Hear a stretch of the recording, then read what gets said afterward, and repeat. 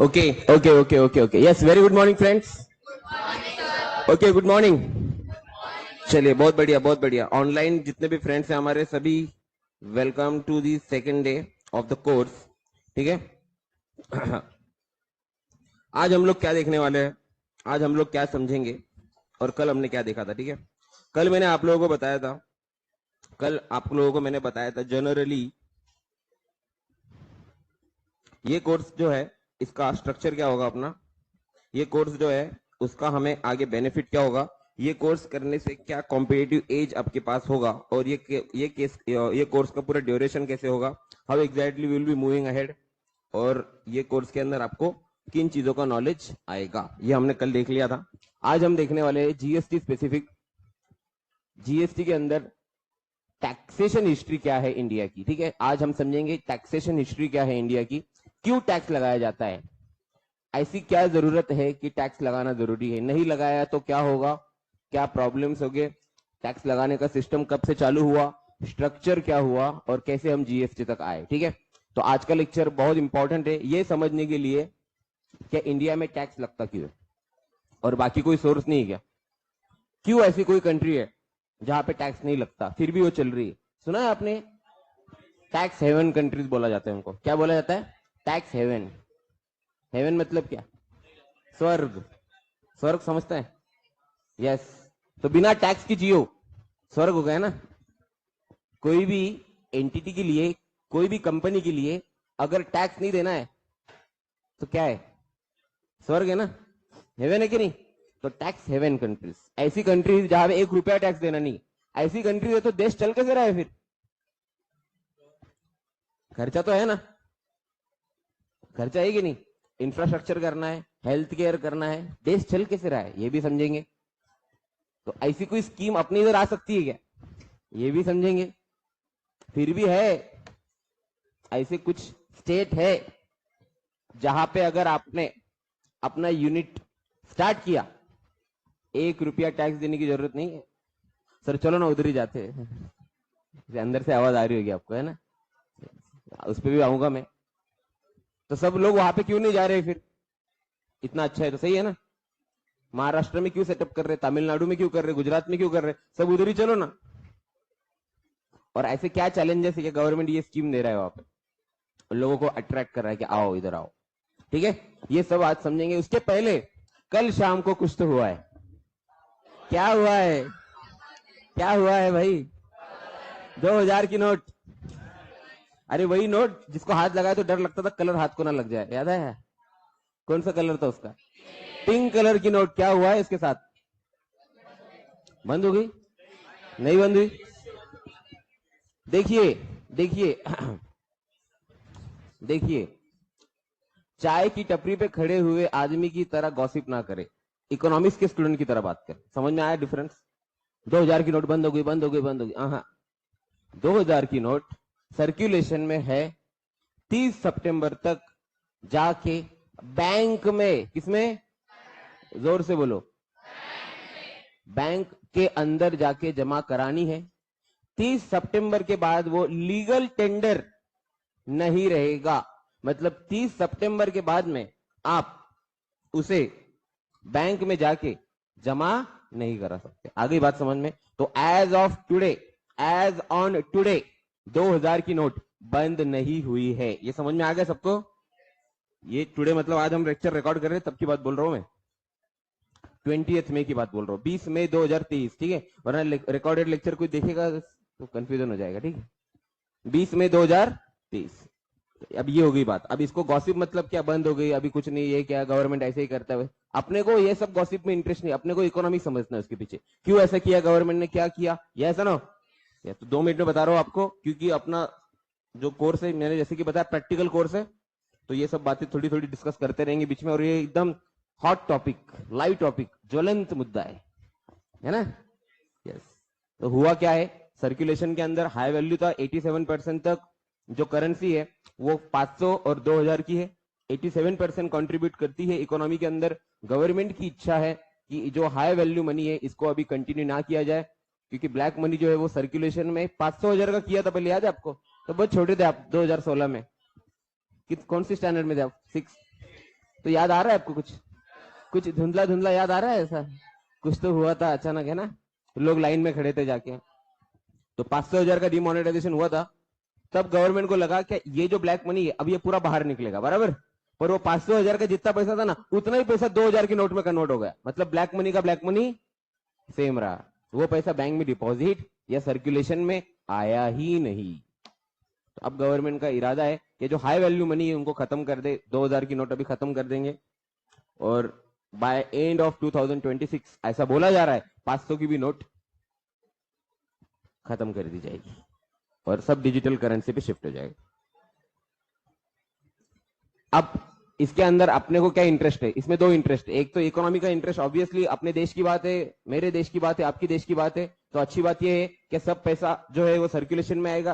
पैसा अगर सर्कुलेशन में आए तो बैंकों में पैसा ज्यादा होगा कम होगा? बैंक के पास पैसा ज्यादा आया तो बैंक जो इंटरेस्ट पे लोन देती है आपको वो सस्ता होगा कि महंगा होगा? क्यों? क्योंकि बैंक के पास पैसा ज्यादा आया। जब बैंक के पास पैसा ज्यादा है तो बैंक को लोगों से पैसा लेने के लिए लोगों को इंटरेस्ट देना होगा क्या? नहीं। ध्यान से सुनो, अगर मेरे पास पैसा ज्यादा है तो मैं आपसे डिपॉजिट लूंगा क्या? इंटरेस्ट के साथ, मतलब जिसको अपन एफडी बोलते हैं, याद है क्या आपको? एफडी याद है क्या? बैंक पे आप एफडी करते हैं तो बैंक आपको 6% 7% देता है ना? क्यों देता है? क्योंकि बैंक के पास पैसा, अब जब आप खुद जाके बैंक में पैसा जमा कराओगे तो आपको बैंक एफडी पर इंटरेस्ट रेट देगा? कुछ नहीं। बैंक बोलेगा भाई मैं तेरे को एफडी पे इंटरेस्ट नहीं दूंगा, मेरे पास बहुत पैसा है। तो बैंक के लिए अगर कॉस्ट ऑफ फंड, कौन सा फंड? रेजिंग द फंड के लिए कॉस्ट अगर कम हो गई तो बैंक जो इंटरेस्ट दे रहा है, चार्ज कर रहा है लोगों को, वो भी क्या हो जाएगा? तो वो दिन दूर नहीं कि 2% पे होम लोन मिलेगा। कितने पे? 2% पे होम लोन मिलेगा। आज मिल रहा है जापान, यस नो? क्यों दे पा रहे ये लोग इतना सस्ता होम लोन? क्योंकि पूरा पैसा बैंक में, तो बैंक के लिए कॉस्ट ऑफ फंड जीरो है। जब बैंक के लिए कॉस्ट ऑफ फंड ही नहीं है तो जो भी इंटरेस्ट बैंक चार्ज कर रहा है कस्टमर से, पूरा पूरा क्या है? प्रॉफिट। समझाए? समझाए क्या लॉजिक? Is it clear? अपना भी बैंक 2% ही कमाता है, 7% से लोगों से लेता है, 9% चार्ज करता है। तो बैंक ने कितना कमाया? तो इधर 0% हो जाएगा, 2% चार्ज करेगा। बैंक ने कितना कमाया? तो ये होने वाला है वो दिन दूर नहीं। अब ये हो गया देश का फायदा। सर अपना क्या? टैक्स प्रोफेशनल का। भाई आपका तो फायदा ही फायदा है। आज कितने लोग इनकम टैक्स रिटर्न फाइल कर रहे? 6 करोड़। बाकी क्यों नहीं भर रहे? कुछ लोगों का इनकम नहीं, कुछ लोग छुपा रहे। ये जो छुपाने वाले उनका सब पैसा किस में आएगा? अभी सब पैसा बैंक में आएगा तो हिसाब देना पड़ेगा। और हिसाब कौन देगा? आप जैसे tax professional. I will use the word tax professional, is a wider term than a chartered accountant. आई बात समझ में? सीए तो देगा ही देगा, एमबीए फाइनेंस ये भी उसमें आ गए सब। Tax professional is a wide term ना, फाइनेंस प्रोफेशनल। एमबीए आ गए, टैक्स कंसल्टेंट आ गए, सीए फर्स्ट ग्रुप आ गए, जिनका सीए हो नहीं रहा है, दे रहे एग्जाम लेकिन काम कर रहे वो भी आ गए, सीए इंटर वाले आ गए, जिन लोगों को सीए नहीं करना है, एडवोकेट फाइनेंस वाले वो भी आ गए, सब आ गए। तो आप लोगों का फ्यूचर आज फिर से एक बार ब्राइट हो चुका है। नहीं मैं मजाक नहीं कर रहा, आपको प्रूव करके दिया है कि नहीं मैंने? मजाक नहीं कर रहा। तो बहुत ब्राइट फ्यूचर है कॉमर्स और फाइनेंस का, क्योंकि आने वाले जो 15 साल है ये ग्लोरियस ईयर से आपके। उसके बाद में देश को आदत हो जाएगी ये सब, मतलब सब अपना व्हाइटर देन व्हाइट हो जाएगा इकोनॉमी। Is it clear? चलो विद दैट गुड नोट, अच्छा लग रहा है ना आपको? हाँ ना सर, बहुत भारी। अब मैं साइंस वालों को जाके बोलूंगा साइंस वालों को अभी जाके बोलेंगे अपने भाई कम पैसे में तेरे से ज्यादा इनकम है। साइंस का प्रैक्टिकल वैक्टिकल कुछ नहीं देखते। यस, और सब करके देखो हिसाब देने मेरे पास ही आना पड़ेगा, राइट? चलिए तो जोक सपाट शुरू करते हैं आज का लेक्चर, ठीक है? तो आज मैं आपको शुरू करने वाला हूं एक इंपॉर्टेंट चीज से। जो लोग ये लेक्चर देख रहे हैं ऑनलाइन या लाइव, और आपका दोस्तों बैकग्राउंड अगर साइंस का है और कोई टर्म आपको समझ में नहीं आता है तो प्लीज मुझे चैट बॉक्स में बताइएगा, या बैठे हुए भी लोग जो है, या कोई भी टर्म आपको नहीं समझ में आ रहा है कि सर ये टर्म जो है ये थोड़ा टेक्निकल टर्म है, कॉमर्स का टर्म है, मैं कोशिश तो करूंगा कि मैं बड़ा सिंपल रखूं इसको, लेकिन समझ में नहीं आता है, फिर भी आपको मुझे बताना है, ठीक है? चलिए, कॉस्ट ऑफ फंड। देखिए कॉस्ट ऑफ फंड क्या है वेदिका जी, मैं आपको बताता हूं। ये बैंक है, बैंक क्या एक्सेप्ट करता है लोगों से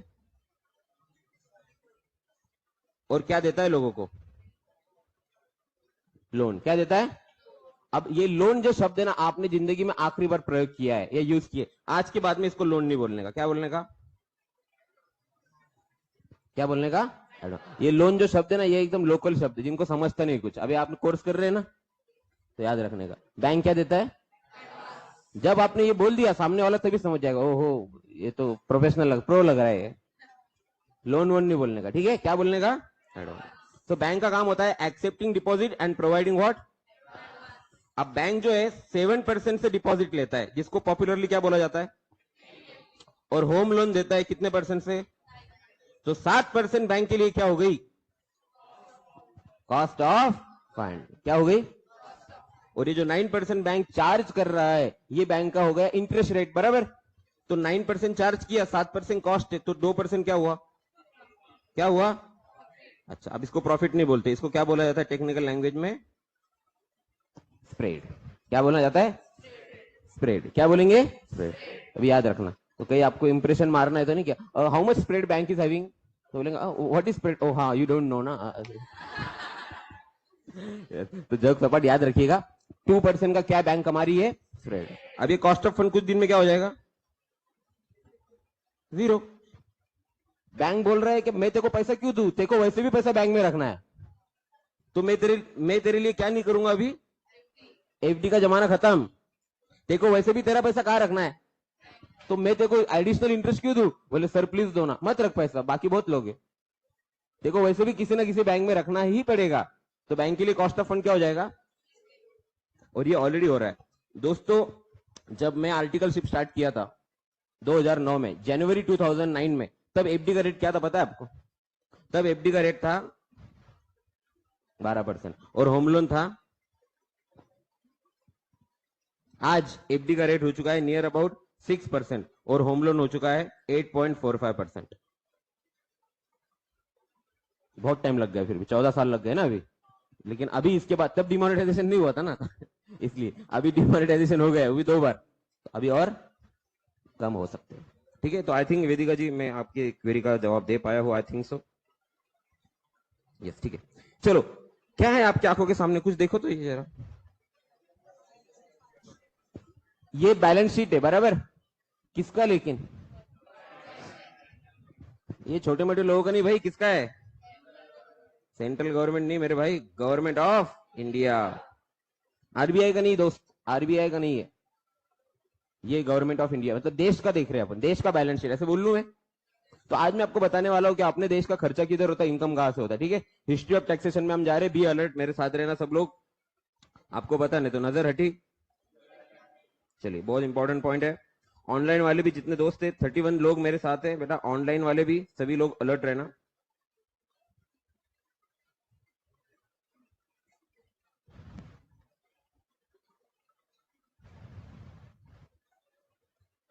पहले मैं आपको बताता हूं अपने देश का खर्चा कितना है। Are you interested?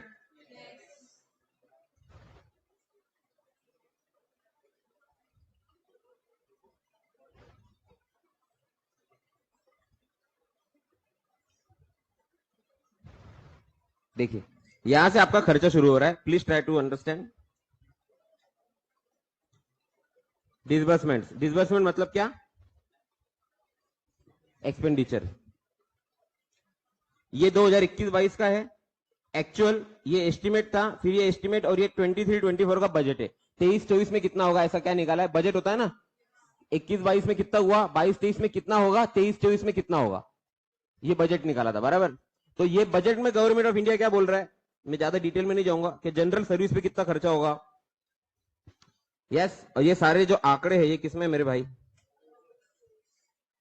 तो आप जो पढ़ रहे हैं ना, ये किसमें? अभी आगे आगे क्या लगाओ उसके, मतलब आगे 7 जीरो लगाओ, 7। Is clear? समझ में आएगी नहीं? तो जनरल सर्विसेज कितना है देखो तो जरा, मेरे को तो पढ़ते भी नहीं आ रहा है यार।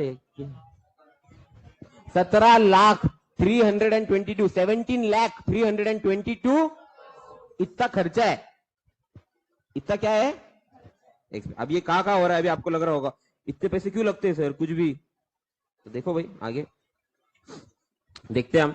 तो पहले स्टेट के अंदर कितना खर्चा हो रहा है? 9,500। टैक्स के कलेक्शन में कितना खर्चा हो रहा है? 48,000। इंटरेस्ट जा रहा है 97 लाख, 97 लाख करोड़ का क्या जा रहा है? सिर्फ लोन लिया ना, गवर्नमेंट को भी लोन लेना पड़ता है ना, अरे लेना पड़ता है ना, गवर्नमेंट को भी लोन लेना पड़ता है। एडमिनिस्ट्रेटिव सर्विसेज, सैलरी वगैरह, ये देखो पुलिसिंग पे कितना खर्चा हो रहा है अपना, पुलिस पे कितना खर्चा हो रहा है, 1,10,515 करोड़, इतना खर्चा किस पे हो रहा है। पेंशन एंड सैलरी लगभग 2.5 लाख करोड़, किस पे खर्चा हो रहा है। कुछ लोगों को नींद नहीं आएगी आज देख के, सब बाप रे इतना खर्चा हो रहा है, लग रहा है कि आपको ज्यादा हो रहा है ऐसे कुछ। अब इसकी टोटल आ रहा हूं मैं टोटल पे आ रहा हूं, कितना खर्चा है टोटल।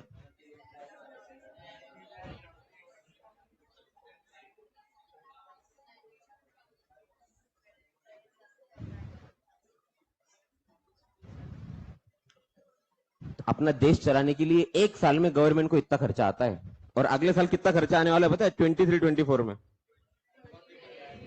ये खर्चा कौन से फाइनेंशियल ईयर का है, और ये कौन से फाइनेंशियल ईयर का है।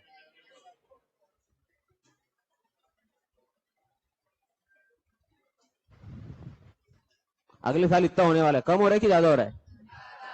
आप मुझे बताइए, कोई भी देश के अंदर अगर उनको ये डिसाइड करना है कि मुझे लोगों से कितना पैसा लेना चाहिए, इसके लिए क्या पता होना चाहिए कि लोगों पे कितना पैसा खर्च करना है, तो पहले इन्होंने क्या निकाल लिया, खर्चा। अब खर्चा कितना है, मैं अभी 22-23 तो हो चुका, अभी बात करेंगे अपन 23-24 की। तो 23-24 में कितना खर्चा है मेरा, 38,50,000 करोड़। अब इतना जब खर्चा है तो इसके हिसाब से मैं क्या प्लान करूंगा, अब मेरा इनकम, क्या प्लान करूंगा, इनकम। तो गवर्नमेंट ने बोला देखो ये खर्चा तो कम नहीं हो सकता। अब कुछ लोग बोलेंगे सर खर्चा ही कम कर लो, देखो नहीं होता है। आपको सिविल इंफ्रास्ट्रक्चर देना है, हेल्थ केयर देना है, लोगों को पुलिसिंग देना है, सही है ना। अब इसमें से कोई भी खर्चा ऐसा नहीं जो फालतू है। अगर आप डिटेल में दोगे, मैं शेयर करूंगा आपके साथ, आप घर पे आके स्टडी करना इसको। कोई एक खर्चा बता दो जो मुझे अवॉइड कर सकते हो, कुछ अवॉइड नहीं कर सकते आप। रास्ता चाहिए, वाटर चाहिए, हेल्थ केयर चाहिए, एजुकेशन चाहिए, सही है ना। आ रही बात समझ में। कुछ लोग बोलेंगे सर एजुकेशन कहाँ फ्री है, कॉलेज में तो पैसे देने पड़ते हैं ना। भाई जो कॉलेज में आप जाते हो वो ग्रांट अगर एड मिला हुआ कॉलेज है। अभी मैं एनडीएमयूपी में था, केटीएचएम कॉलेज, सुना होगा नाम आपको। 11th की मैंने फीस कितनी दी थी पता है आपको, जब मैं 11th में था तो, ये बात बता रहा हूं मैं आपको, 2006 की। कितनी दी थी, 950।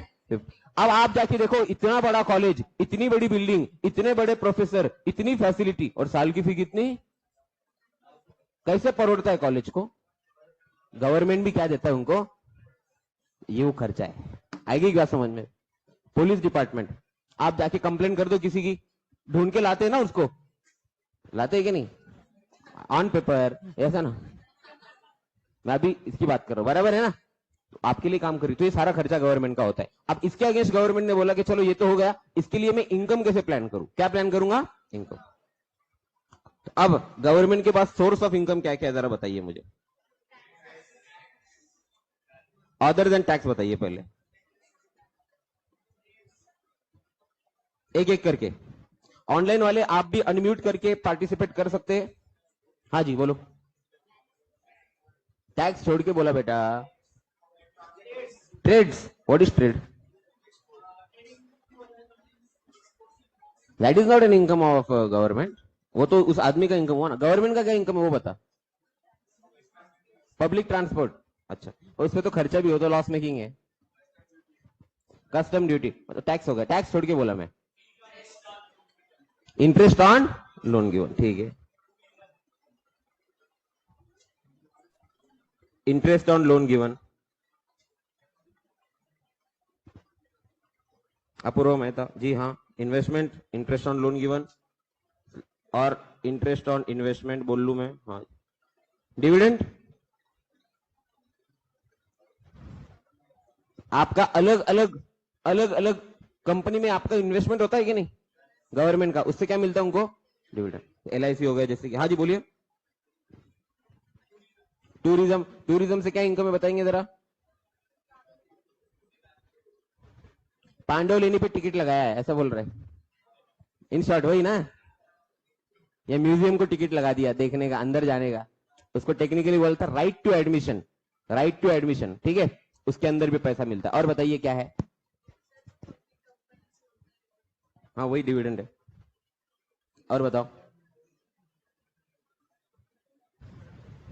एक शब्द सुना है आपने? अच्छा 11th हुआ है ना आपका? 11th में एलपीजी पढ़ा था आपने? 1991 में कुछ हुआ था, उसके अंदर पी क्या है? क्या होता है ये? क्या बोलते हैं उसको? Disinvestment. क्या बोलते हैं? जी बिल्कुल राहुल भाई, सही जवाब आपका। मंथन गवर्नमेंट कंपनी सही जवाब। यस, आप सभी को मिलता है और एक सवाल का जवाब देने का मौका। चलिए और बोलिए। हाँ बेटा कुछ बोलना चाहते हैं? नहीं और कुछ? हाँ जी। डिस इन्वेस्टमेंट क्या होता है ऐसा? इनकम में कैसे आएगा? देखिए गवर्नमेंट का शेयर है एलआईसी के अंदर 100%, 10% स्टेक बेच दिया। कितना बेचा? आ गए पैसे। कितने आते? हजारों करोड़ में। 10% गवर्नमेंट ने डिसाइड किया मेरे को बेचना है और 50,000 करोड़ आ गए उसके बदले में। ये क्या है? गवर्नमेंट का इनकम। आई बात समझ में? देखिए क्या होता है कि आप वो एसेट की वैल्यू जब लिया था तब कितने में लिया था? अब ये बॉटल देखो, अभी क्या है, ये बॉटल मैंने लिया है, ठीक है, ये बॉटल लिया मैंने 100 रुपए का, लेकिन आप लोगों को मैंने बोला कि नहीं नहीं ये अभी 1000 का है, 1000 का है, 1000 का है, 1000 का है, ऐसा मैंने प्रचार किया मार्केटिंग में।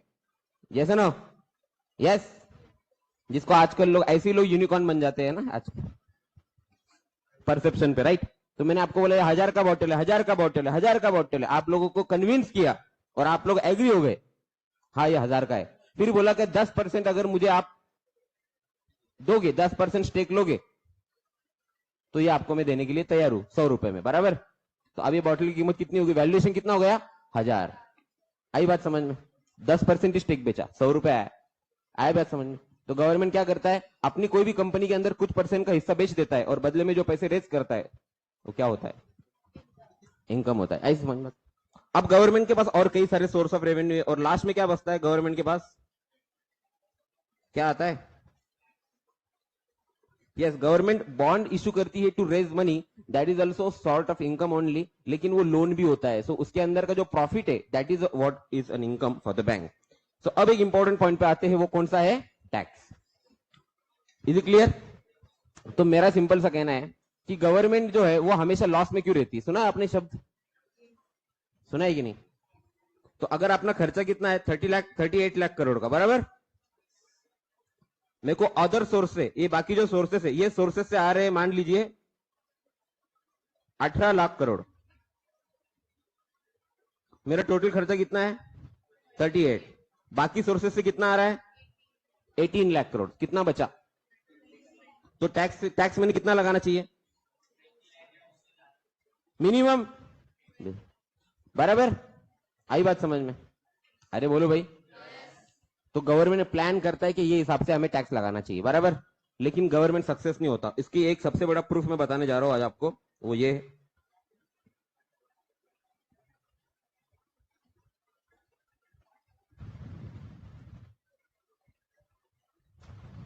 इतना सब करके भी, ये पढ़िए,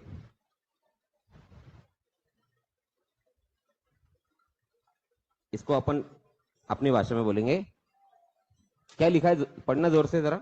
एक्सेस ऑफ ओवर, मतलब खर्चा इनकम से, खर्चा इनकम से, मतलब जितना खर्चा उतना इनकम हम कमा नहीं पाए। अच्छा छोटा मोटा अमाउंट नहीं, कितना है देख लो, 8,70,000 करोड़। तो इसको लॉस नहीं बोला जाता, क्या वर्ड यूज करेंगे आज के बाद? डेफिसिट। कौन सा डेफिसिट? वो भी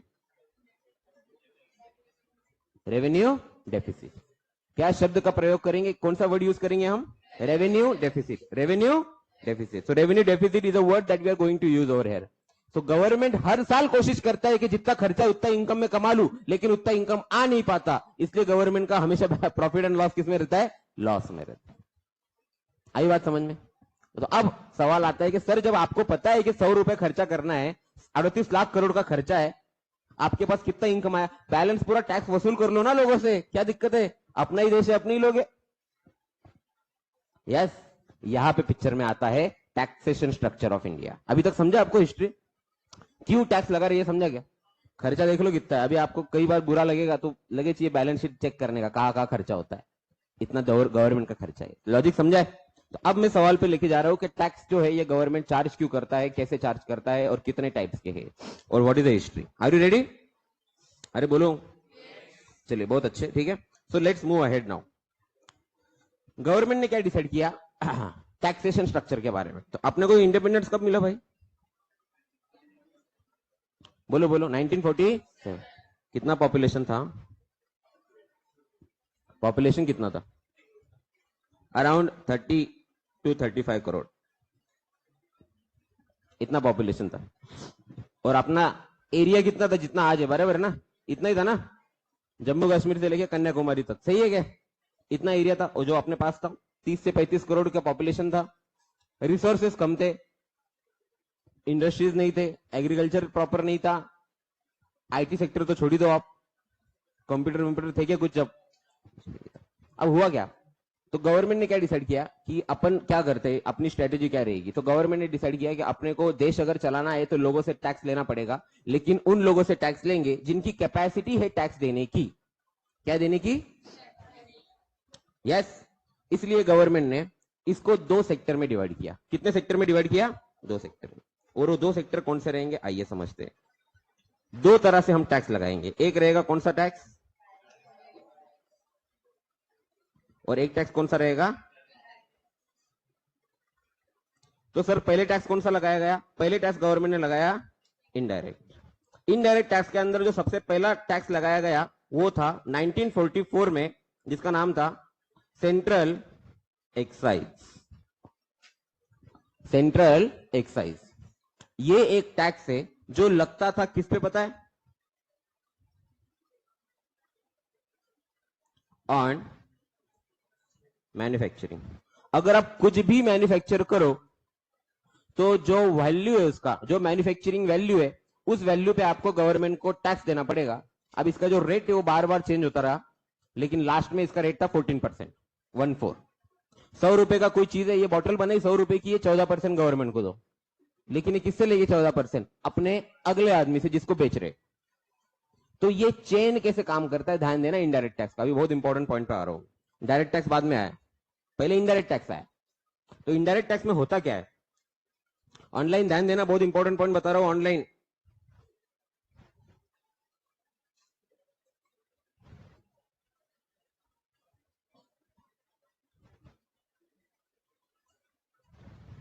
मैन्युफैक्चरर है, उसके बाद कौन है? होलसेलर है, उसके बाद कौन है? और उसके बाद कौन है? एंड कस्टमर जिसको बोलते हैं अपन, सुना होगा नाम आपने। मैन्युफैक्चरर क्या करता है? 100 रुपए की कोई चीज है, ये चार्ट देखना ध्यान से। 100 रुपए की कोई चीज बनती है, उसके अंदर मतलब उसकी सेलिंग प्राइस है विथ प्रॉफिट। विथ उसका खर्चा वर्चा सब पकड़ के 100 रुपए का उसका सब है, सेलिंग प्राइस है, इंक्लूडिंग व्हाट? प्रॉफिट। इस पे वो ऐड करता है एक्साइज एट 14%। कितना हो गया? और ये वो बेच देता है किसको? आई बात समझ में? तो ये होलसेलर को ये गया।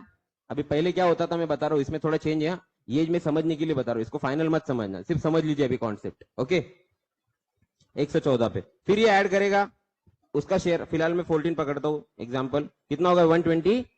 114 पे 14 वैसे थोड़ा ज्यादा आता है, समझ रहे? 114 पे 14% काउंट किया ना हमने, थोड़ा ज्यादा आता है समझने के लिए। फिर ये 128 इधर लिखे गया, फिर और 14 किया, कितना आता है? 142 एंड सो ऑन। कस्टमर के पास गया 142 प्लस 14 हुआ 156। तो ये एक प्रोडक्ट कस्टमर तक पहुंचते पहुंचते कितना हो गया? 156 हो गया। अल्टीमेट किसके जेब से गया? अल्टीमेटली पैसे किसके जेब से गया? इसके अंदर अभी बहुत सारे चेंजेस है और, लेकिन प्राइमा फेसिया समझने वाली बात यह है, अल्टीमेट टैक्स किसने पे किया गवर्नमेंट को? अल्टीमेट है, अल्टीमेटली किसने पे किया? तो किसके जेब से गया, उसको पता है कि, लेकिन इसलिए इस टैक्स को क्या कहा जाता है, क्या कहा जाता है, अल्टीमेटली हम कस्टमर के ही जेब से निकालते हैं, लेकिन उसे पता ही नहीं कि उसने टैक्स दिया, इसलिए इस टैक्स का नाम क्या है, इनडायरेक्ट टैक्स। आगे बात समझ में। अब इसमें और कई सारे कॉन्सेप्ट है, सेट ऑफ, ये वो हम देखेंगे धीरे धीरे। लेकिन इनडायरेक्ट टैक्स का स्ट्रक्चर ये होता है कि जब कोई मैन्युफैक्चरर होलसेलर को चार्ज करता है, तो होलसेलर वो रिटेलर से वसूल करता है, और रिटेलर अल्टीमेटली किससे वसूल करता है, वो कस्टमर से, और कस्टमर किसी से वसूल नहीं कर सकता, वो खुद क्या कर लेता है, उसको कंज्यूम। आप रेस्टोरेंट में जाते, आप कॉफी पीने जाते, वो आपको जीएसटी लगाता है ना, वो जीएसटी आप किसको पास ऑन करते हैं क्या, आप जाके बोलिए किसी और दुकान वाले को, भैया मैंने कॉफी ली है, आप मुझे जीएसटी दो ना, देखा वो आपको, वो बोलेगा भाई तू कस्टमर है, तू मेरे को कॉफी ला के दे, तो फिर मैं देखो जीएसटी के अमाउंट पे करूंगा। तो यहां पे इस शब्द को बोला जाता है, ध्यान से सुनना कॉन्सेप्ट, शिफ्टिंग ऑफ बर्डन। क्या बोलते हैं, शिफ्टिंग ऑफ बर्डन। किसके ऊपर होता है ultimately, so who is an ultimate consumer, ऐसा ना हो, और अल्टीमेट कंज्यूमर ही जीएसटी या इनडायरेक्ट टैक्स जो है वो पे करता है। बाकी सब लोग मिडलमैन है, एजेंट है गवर्नमेंट के, पास ऑन करते हो, सिर्फ क्या करते हैं, आई बात समझ में, ऐसा ना हो। फिलहाल इतना समझ में आ गया। तो ये सेंट्रल एक्साइज था, और गवर्नमेंट पहले इससे ही पैसा कमा रहा था। अब आप सोच रहे होंगे कि सर इसके ऊपर काम हो जाएगा सिर्फ, हमने तो सुना है कि और एक टैक्स है इंडिया में जिसका नाम है इनकम टैक्स एक्ट, सुना है क्या, उसका क्या, तो क्या हुआ, जब अपने को इंडिपेंडेंस मिला, अपने को इंडिपेंडेंस मिला, तो गवर्नमेंट ने बोला कि लोगों का इतना इनकम ही नहीं कि अपन उनके इनकम पे क्या लगाए, इतना इनकम ही नहीं है, लेबर बहुत था अपने पास, पॉपुलेशन बहुत ज्यादा थी तब के हिसाब से भी, क्यों, क्योंकि रिसोर्सेज उतने, रिसोर्सेज समझते आपको, जॉब उतने, रिसोर्सेज उतने नहीं थे, तो पॉपुलेशन बहुत ज्यादा है, तो लोगों का इनकम ही नहीं, तो इनकम टैक्स कैसे लगाए, तो इसलिए गवर्नमेंट ने सेंट्रल एक्साइज ही चलने दिया, चलता रहा चलता रहा चलता रहा चलता रहा। फिर 1961 में गवर्नमेंट ने डिसाइड किया कि नहीं, इनडायरेक्ट टैक्स सफिशिएंट नहीं है खर्चा मीट करने के लिए, इसलिए 1961 में क्या इंट्रोड्यूस किया, डायरेक्ट टैक्स का पहला part, income tax act 1961। Now income tax act जो है 1961 का, इसकी खासियत क्या है, ये कौन सा टैक्स है, अब डायरेक्ट इनडायरेक्ट में फर्क क्या है, लेट मी टेल यू। सब है क्या मेरे साथ, सब रहना मेरे साथ, देखो बहुत इंपॉर्टेंट चल रहा है ये, यस। आपको नींद भी आएगी तो बोलो उसको, भाई मैं सोने नहीं दूंगा तुझे, अपन कुछ नॉलेज लेने के लिए आए, आए ना, यस, तो बिल्कुल यस। और बाजू वाला कोई देखो, हाँ क्या, अपने अपने बाजू में देखो, कोई सो तो नहीं रहा है, सर आम्ही दोघं झोपतोय, ऐसे ऐसे ना हो जाए कहीं, तू पण झोपून घे, मी पण झोप, ऐसे ना हो जाए कहीं, ठीक है।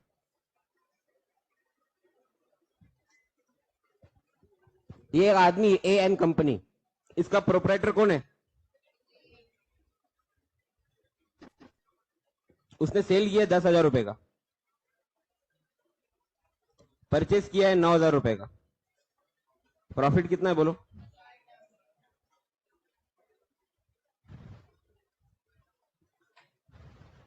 मेरा आपसे सवाल है, ये मिस्टर ए को इनडायरेक्ट टैक्स कौन से अमाउंट पे देना है और डायरेक्ट टैक्स कौन से अमाउंट पे देना है, बोलो, इनडायरेक्ट कितने पे, ये अमाउंट पे क्या देना है उसको,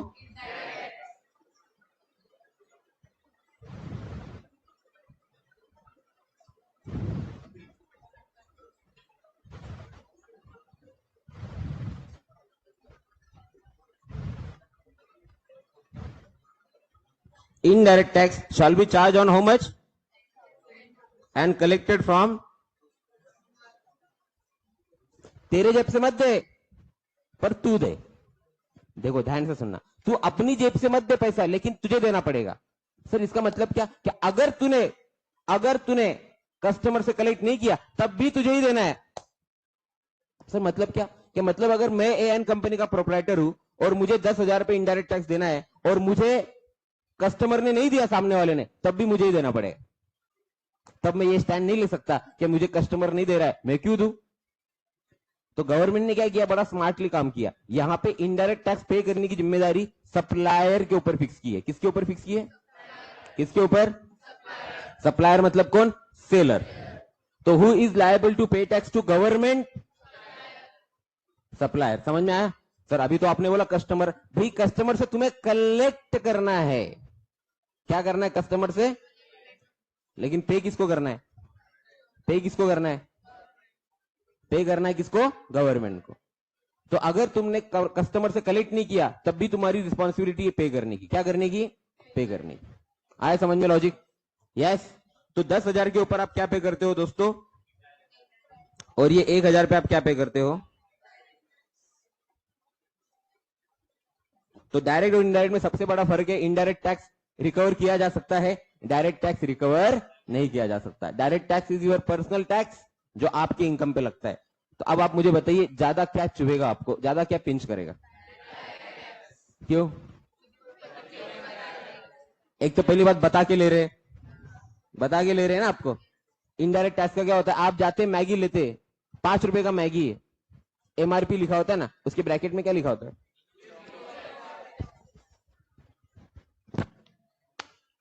क्या लिखा होता है? Inclusive of. आपको, आपने तब कभी पूछा है कि 5 रुपए में कितना टैक्स है?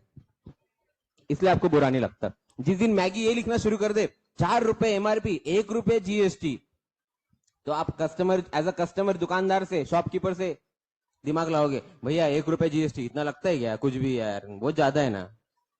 वो बोलेगा कल तक तो तू 5 में ले रहा था, तब पता नहीं था ना। सही है ना? इसलिए मराठी में कहावत है, अज्ञानात सुख असतं, इग्नोरेंस इज द ब्लेस, है ना? Ignorance is the bless. जो ज्ञानी वो हमेशा दुखी रहता है, लेकिन हमेशा की बात नहीं है। ज्ञानी जो ओवर थिंकिंग, वो वाले लोगों की बात है, दुखी वाले। नहीं तो बाकी लोग ज्ञानी सुखी होते हैं, ऐसा कुछ नहीं। तो जिसको पता चल गया वो बोलेगा यार ये तो दुख हो रहा है मेरे को, अभी बुरा लग रहा है। क्यों? क्योंकि अभी मेरे जेब से पैसा जा रहा है। तो डायरेक्ट टैक्स का ये हमेशा से रहा है कि डायरेक्ट टैक्स जो है वो देने में लोगों को बहुत तकलीफ होती है, क्योंकि उसकी जेब से डायरेक्ट जा रहा है ना, ऐसा ना। और वो किसी से रिकवर। आप में से कितने लोगों के पेरेंट्स जॉब करते हैं? जॉब करते भी, जॉब जॉब जॉब जॉब, कहीं ना कहीं जॉब कर रहे, दे रहे नहीं कर रहे मेरे भाई। कंपनी में जॉब करते, सैलरी मिलती है, समझा अभी? हाँ ठीक है, 2 3 4 5, ठीक है। आप लोग इनका दर्द पूछिएगा कभी। इनकी जो 12 महीने की सैलरी है और उनका जो टैक्स निकालोगे आप, तो इनकी लगभग 1.5 महीने की जो सैलरी है ये टैक्स में चली जाती है। फॉर एग्जाम्पल, अगर आपके पेरेंट्स की सैलरी 15 लाख रुपया है, तो लगभग 1 से 1.25 लाख रुपया टैक्स वो भर रहे हैं। आई बात समझ में? तो हमेशा जो मार्च का महीना आता है, जब उनका टैक्स कट होता है, तब देखिए उनका चेहरा क्या हो जाता है, इतना टैक्स चले गया है। अब आप उनको कैलकुलेट करके बताइए, पापा मम्मी बैठो, अभी अपन क्या हिसाब निकालेंगे, पूरे साल भर अपन ने कितना इनडायरेक्ट टैक्स दिया। ऐसा ना, पूरा साल भर कितना डायरेक्ट टैक्स आपको पता है, इसलिए आपको बुरा लग रहा है। लेकिन आपने साल भर खर्चा किया, फार्मा, एजुकेशन, और उसके बाद में टूर्स एंड ट्रेवल्स, ग्रोसरीज, और बताइए क्लोथिंग, वो सबकी टोटल मारो, वो टोटल में कितना आपने क्या दिया? देखो, यस ना? यस। और उसका हिसाब निकालो कभी, तो आपको पता चलेगा क्या हम सिर्फ डायरेक्ट टैक्स नहीं देते, हम क्या दे रहे हैं उसके साथ साथ? Indirect tax. Are you there? अरे बोलो भाई, any doubt in this? Yes. चलो, यहां तक समझ में आ गया सबको? तो ये एक डिफरेंस हुआ सबसे बड़ा। और 1961 में क्या लॉन्च किया गवर्नमेंट ने? Income tax. अभी इनकम टैक्स जब लॉन्च किया, तब लोग बोलने लगे क्या इतना तो इनकम ही नहीं है, इतना तो इनकम ही नहीं, इसका क्या होगा, अभी कैसे करेगा, how it will be operated, how it will be operated. फिर गवर्नमेंट के सामने बड़ा चैलेंज था, क्योंकि लोगों का इतना इनकम, और स्लैब बहुत हाई था। स्लैब इतना हाई था कि जो भी इनकम आप कमाओगे उसका 50-60% गवर्नमेंट ले लेता था। तो टैक्स रेट लगभग 50% था। 100 रुपए कमाए, 50 गवर्नमेंट को दो। तो लोग बोलने लगे यार ये तो गलत कर रहे हैं आप बहुत। गवर्नमेंट ने बोला क्या करे, अपने देश में इतने पैसे वाले लोग ही नहीं है कि अपन उनसे टैक्स ले, इसलिए जो ज्यादा पैसा कमा रहे उससे ज्यादा पैसा लेना पड़ेगा। Are you there? ये मूवमेंट चलता रहा, चलता रहा, चलता रहा, चलता रहा, चलता रहा। फिर 1991 में कुछ तो हुआ। क्या हुआ, क्यों हुआ? देखिए अपने देश के लिए ना 85 से लेकर 91 तक का जो पीरियड है बहुत क्रूशियल और क्रिटिकल रहा, क्योंकि देश में क्या हुआ, धीरे धीरे इंडस्ट्रीज आ रही है, सब हो रहा है, और अपने देश में क्या था, लेबर इंटेंसिव लोग थे। लेबर इंटेंसिव मतलब लेबर अपने पास बहुत ज्यादा था, इसलिए गवर्नमेंट को कभी ये नहीं गवर्नमेंट को यही सोचना पड़ा कि ये लेबर को काम कैसे मिले, इसलिए गवर्नमेंट ने खुद के यूनिट चालू किए। HAL क्या है? हिंदुस्तान एरोनॉटिक्स लिमिटेड, सुना है नाम? अभी कौन सा देश एरोप्लेन बनाता है? क्या इंटरेस्ट है एरोप्लेन बनाने में?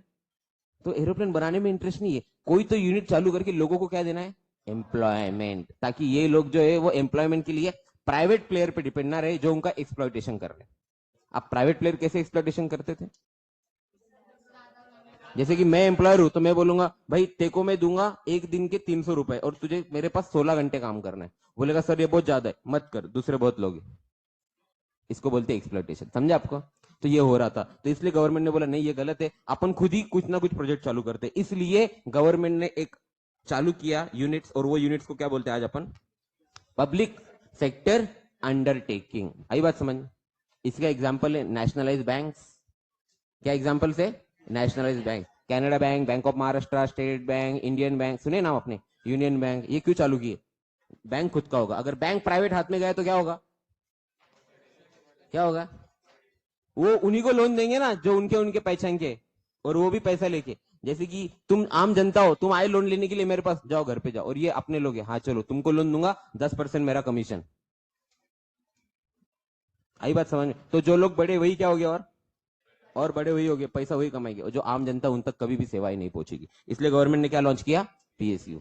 ये PSU लॉन्च किया, और धीरे धीरे गवर्नमेंट ने स्टार्ट किया है समझना कि अपने को खुद के वेंचर चालू करेंगे। इसलिए SAIL, Steel Authority of India, GAIL, ऐसा ना, उसके बाद में MNGL, ONGC, Oil and Natural Gas Corporation, बराबर है कि नहीं, भेल, भारत हेवी इलेक्ट्रिकल्स, ऐसा ना, ऐसा ना, और क्या बताइए, BSNL, MSEDCL, बराबर है कि नहीं, इलेक्ट्रिसिटी, LIC, हाँ जी, यस, HPCL, BPCL। अभी देखो BPCL, HPCL, गवर्नमेंट का काम है क्या, पेट्रोल बेचना? गवर्नमेंट को क्या इंटरेस्ट है पेट्रोल बेचने में? गवर्नमेंट का काम नहीं, लेकिन कोई डर यह है अगर प्राइवेट प्लेयर के हाथ में अपन ने दे दिया तो वो बोलेगा 1000 रुपए लीटर है पेट्रोल, बोलेगा सर ये तो गलत है, हाँ तो मत लेना, फिर पॉसिबल है लेना तो एक्सप्लॉइटेशन होगा आपका। इसलिए गवर्नमेंट ने अपने हाथ में रखी चीजें। लॉजिक समझा?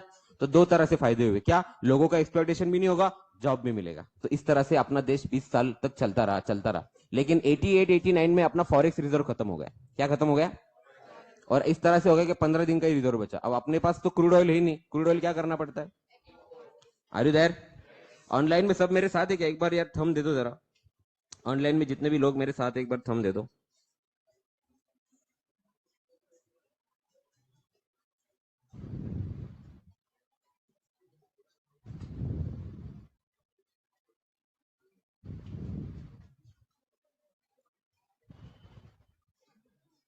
चलो बहुत बढ़िया, ठीक है, are you there?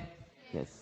Crude oil खत्म होने को था, 15 दिन का रिजर्व बचा था, तब Manmohan Singh was the finance minister and PV Narasimha Rao was prime minister. इन्होंने एक बोल्ड स्टेप लिया कि बोले क्यों अपने देश की हालत है, बोले सर होगी ना, बाहर के, अपने पास एक ही चीज है सिर्फ, वो है पॉपुलेशन। अपने पास टेक्नोलॉजी खुद की नहीं है, पैसा खुद का नहीं है, लोग स्किलफुल नहीं है, कुछ काम आता नहीं है, अपन बाहर के लोगों को आने नहीं देते। कोई कुछ बिजनेस करना चाहे तो अपन बोलते नहीं नहीं नहीं करने का, सब हम करेंगे। गवर्नमेंट ने क्या बोल के रखा था, कुछ भी काम करना है तो हमसे लाइसेंस लो, जिसको लाइसेंस राज बोला जाता है। क्या बोला जाता है? तुम्हें क्या करना है, सर मुझे है ना कैंडल बनाने की फैक्ट्री डालनी, हमसे परमिशन लो। अरे सर परमिशन आप देते नहीं, उसके लिए क्या चाहिए आपको? करप्शन। यस, इस तरह से गवर्नमेंट स्ट्रक्चर। तो मनमोहन सिंह जी ने उसको एक्सप्लेन किया कि सर हर चीज के लिए अपन ने लाइसेंस लगा के रखा है, लेट्स लिबरलाइज इट, ऐसा ना, बाहर के लोगों को अपन आने नहीं देते। क्या डर है, बाहर के लोग आगे एक्सप्लॉइट करेंगे। अरे सर गया वो टाइम, अभी अपना पॉपुलेशन बहुत ज्यादा है, आप ये मत सोचिए कि बाहर के लोग आएंगे फिर से नया ईस्ट इंडिया कंपनी आएगा, डरिए मत, लेट्स ग्लोबलाइज आवर सेल्फ। और ये छोटी छोटी चीजें आप बना रहे हो, हर चीज गवर्नमेंट ने बनानी चाहिए, पागल है क्या? बनाने दो लोगों को, लेट्स प्राइवेटाइज थिंग्स। और इस तरह से उन्होंने लाया LPG, new industrial policy. LPG launch किया गया और बोला सिर्फ 6 चीजें गवर्नमेंट के पास रहेगी, सिर्फ 6 चीजों के लिए आपको लाइसेंस लगेगा, बाकी कोई भी कुछ भी बनाओ नो प्रॉब्लम। और वो 6 चीजें में डिफेंस वगैरह इस तरह की चीजें थी, फार्मा वगैरह रेगुलेटेड सेक्टर। बाकी कोई भी कुछ भी बनाओ, वरना कैफे डालना है आपको सेंट्रल गवर्नमेंट की परमिशन लेनी। क्या डालना है आपको? कैफे। वो बोलेगा क्या कर रहे हो? Cold coffee. ओहो सेंसिटिव प्रोडक्ट।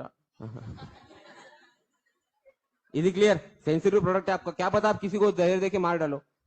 हमारी परमिशन लो, और परमिशन फ्री में आती है। तो करप्शन बहुत ज्यादा था। इन सब चीजों को ध्यान में रखते हुए गवर्नमेंट ने क्या बोला कि नहीं ये तो बहुत गलत हो रहा है, इसलिए 1991 में लॉन्च किया। अब 1991 के बाद क्या हुआ? वही लोग जिनको काम नहीं था, जो बोलते थे हमें सिर्फ जॉब दे दो, हमें 2 वक्त का खाना चाहिए, इस तरह के मोड में थे। जैसे ही फॉरेन के कंपनीज इंडिया में आए, वो सब लोगों को काम मिल गया। क्या मिल गया? और काम ऐसा वैसा नहीं मिला, ऐसा मिला जबरदस्त, क्योंकि इनको आदत थी आईएनआर में कमाने की। फॉरेन की कंपनी देती यूएसडी के हिसाब से, बराबर। तो अपने लिए उधर का रेट बहुत ज्यादा था, और वो कंपनी ने बहुत अच्छा पे किया। और वो 91 के बाद में इतना जबरदस्त बूस्ट मिल गया इंडिया को, क्योंकि फॉरेन की कंपनी आ गए और अपने पास पॉपुलेशन था, लोगों ने जबरदस्त पैसा कमाया। और इसमें से एक सेक्टर था जिसने बहुत पैसा कमाया, वो था कौन सा sector? It was the start of IT.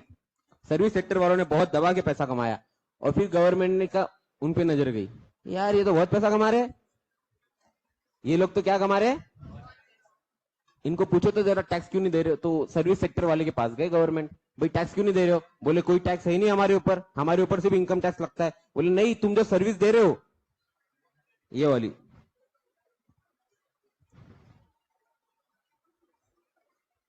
इस पे भी दो ना। जैसे गुड्स के लिए क्या लगता है दोस्तों? एक्साइज। गुड्स के लिए क्या लगता है? देखिए, अगर ये आपका P&L है, अगर आप गुड्स सेल करोगे तो क्या लगेगा? लेकिन आप अगर क्या दे रहे हो तो क्या लगेगा? कुछ भी नहीं, कुछ भी नहीं है ना।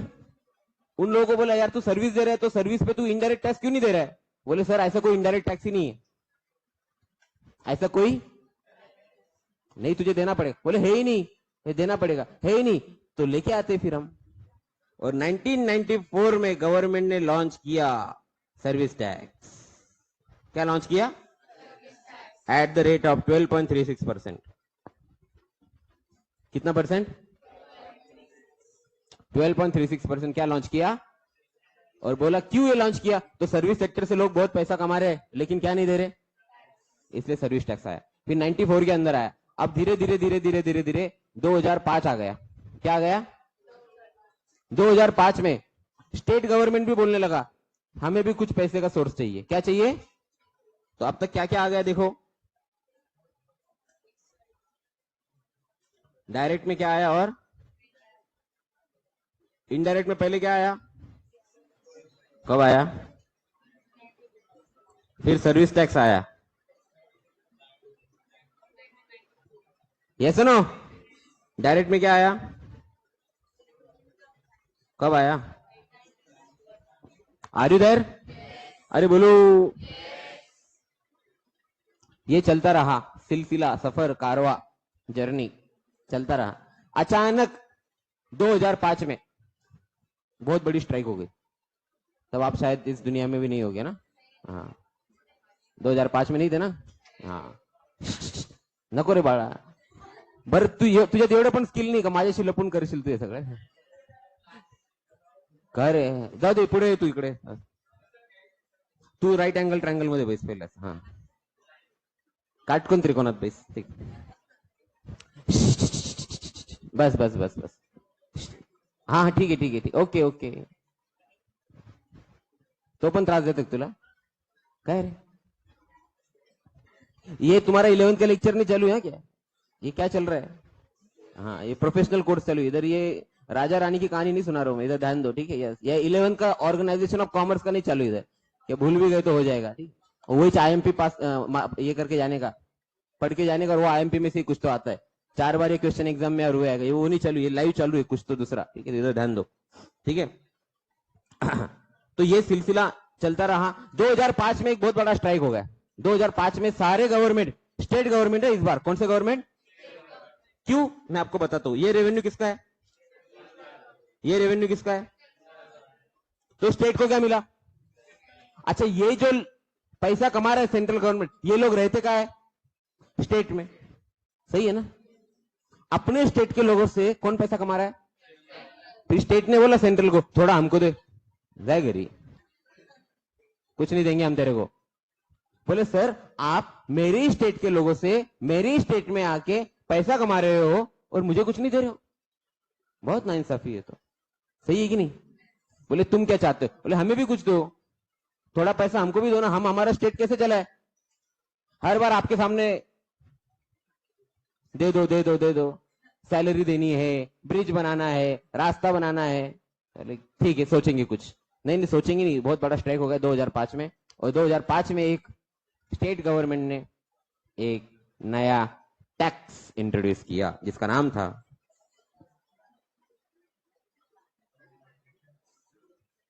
लॉन्ग फॉर्म क्या था? और ये रेवेन्यू किसका रहेगा?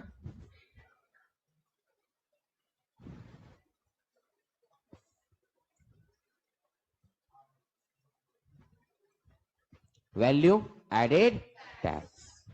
अब इसका नाम वैल्यू एडेड क्यों हम देखेंगे। 2005 में आ गया बराबर। अब इसके अलावा अगर आप इंपोर्ट करते हो तो आपको क्या देना है? यस ना? इसके अलावा अगर आपको नासिक से मुंबई जाना है तो आपकी गाड़ी मुंबई म्युनिसिपल कॉर्पोरेशन के लिमिट के अंदर आने के लिए आपको क्या देना पड़ता था?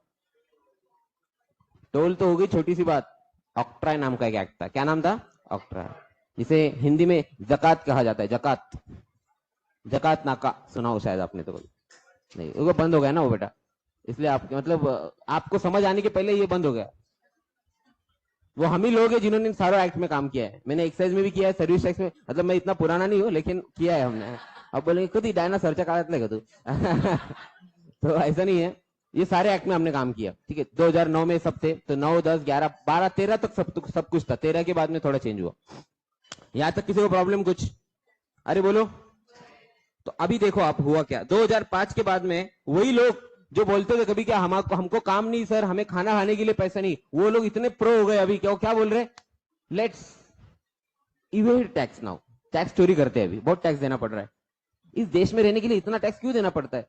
उसको कोई बोला कि तू इसी देश के अंदर खाना खाने के लिए पैसा नहीं था। हाँ ठीक है ना, लेकिन अभी तो है ना पैसा, तो अब मैं इतना टैक्स क्यों दूं? तो उसके दिमाग में वो सारे ख्याल आने लगे। और 2005 के बाद में एक रेडिकल शिफ्ट हुआ टैक्स चोरी की तरफ। लोगों ने टैक्स चोरी करना शुरू कर, क्या शुरू किया? टैक्स चोरी, ब्लैक मनी। अब पैसा बढ़ गया ना, पहले पैसा ही नहीं था, अब पैसा बढ़ गया। लेकिन टैक्स कलेक्शन वो रेशो में गवर्नमेंट ने एक कमिटी बिठाई और बोला क्या वजह है, क्या वजह है कि लोग टैक्स नहीं दे रहे? आप मुझे बताइए क्या वजह है, क्या लगता है आपको? बहुत टैक्स दे रहे, उसमें वो रेशो में सर्विसेज नहीं मिल रही, बराबर। मतलब आप अगर ज्यादा टैक्स देती, मैं कम टैक्स देता हूं, आप और मैं सिविल हॉस्पिटल में जाए तो आपको स्पेशल ट्रीटमेंट नहीं मिल रही, अलग लाइन नहीं है। Are you there? और बताइए व्हाट इज द रीजन? बोलो बोलो, व्हाट इज द रीजन? क्यों लोग टैक्स नहीं दे रहे? पैसा, पैसा कम बचता था, टैक्स बहुत ज्यादा लगता है, बहुत ज्यादा टैक्स लगता है, इसलिए लोगों ने टैक्स देना कम कर दिया। और हाँ जी, yes, what's the reason?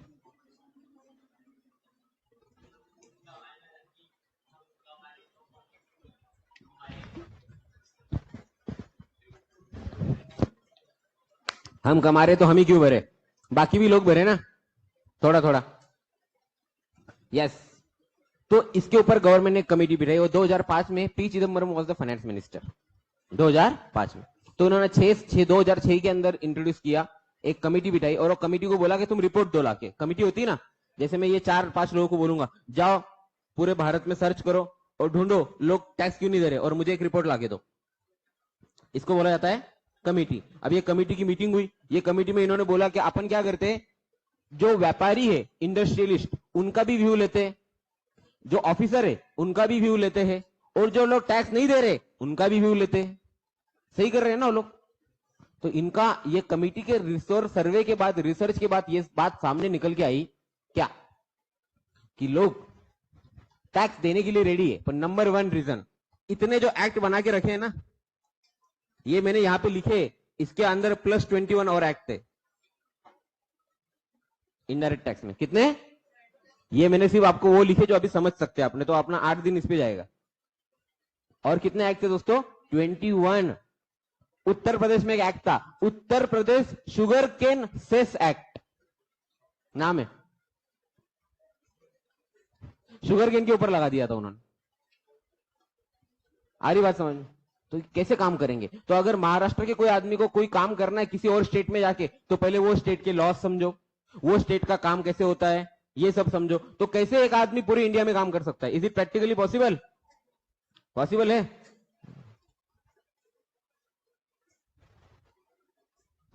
Are you getting my point? Practically possible नहीं है। तो इस चीज को ध्यान में रखते हुए गवर्नमेंट ने बोला कि नहीं, अपने को कमेटी बिठानी पड़ेगी। तो कमेटी का रिपोर्ट आया, कमेटी के अंदर नंबर 1 रीजन,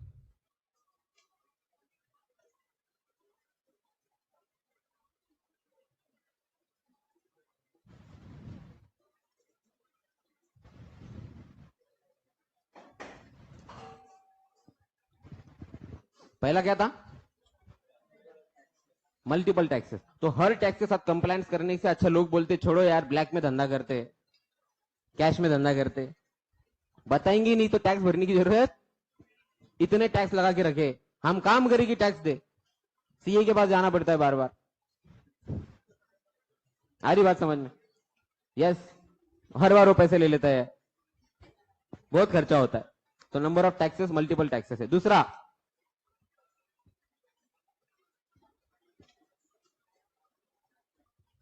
क्या है दूसरा रीजन? मेरी कुछ गलती नहीं है, फिर भी मेरे को नोटिस भेजी जाती है, और वो नोटिस सेटल करने के लिए क्या देना पड़ता है? फिर पैसा। करप्शन बहुत ज्यादा है। उसके बाद में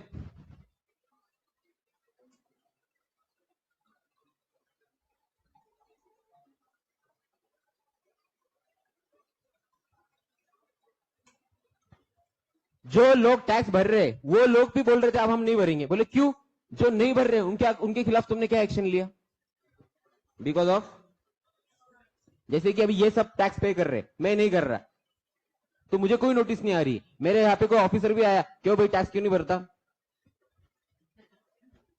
हो गया। अब ये लोग बोलते फिर हम क्यों भरे? समझ में आया लॉजिक? जो पे कर रहा है तुम उसी को तकलीफ दे रहे हो, जो नहीं पे कर रहा उसके खिलाफ तुमने कोई एक्शन लिया? Have you taken any action against him? Have you initiated any action against him?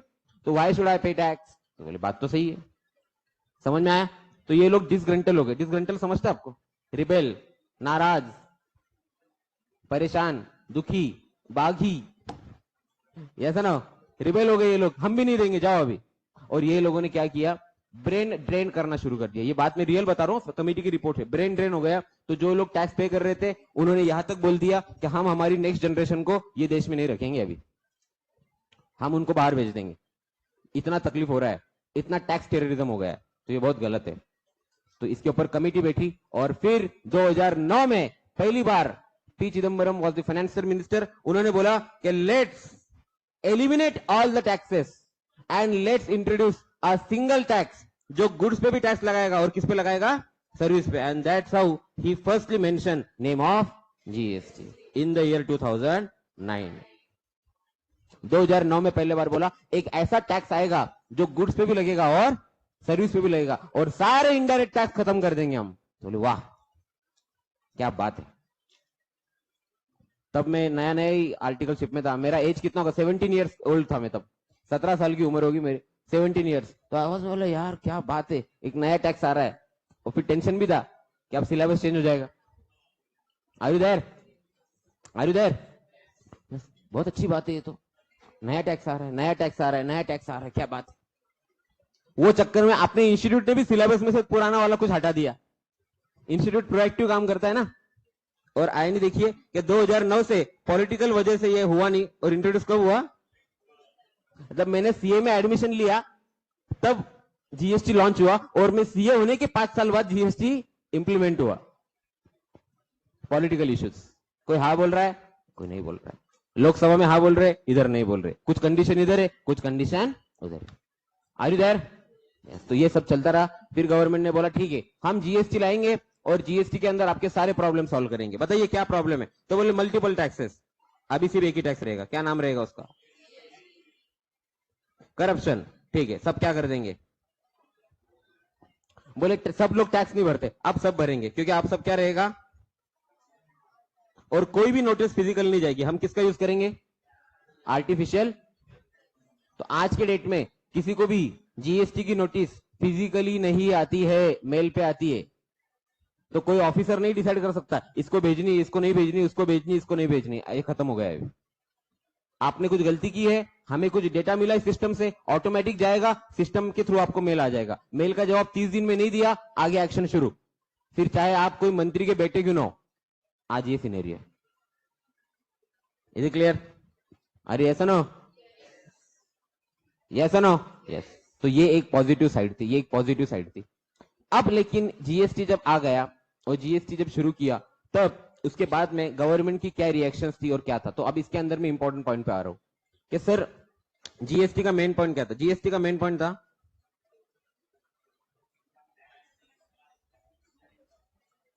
One tax. तो पूरे देश में अभी कोई भी दूसरा इनडायरेक्ट टैक्स नहीं लगेगा, सिर्फ एक टैक्स लगेगा, जिसका नाम क्या है? जीएसटी। तो इसमें सबसे बड़ा फायदा क्या है कि महाराष्ट्र का आदमी अगर उड़ीसा में जाता है, तमिलनाडु में जाता है, आंध्रा में जाता है, तो उसे वहां के लोकल लॉज के साथ कंप्लायंस करने की जरूरत नहीं, उसे सिर्फ एक ही लॉ के साथ कंप्लायंस करना है। कौन सा?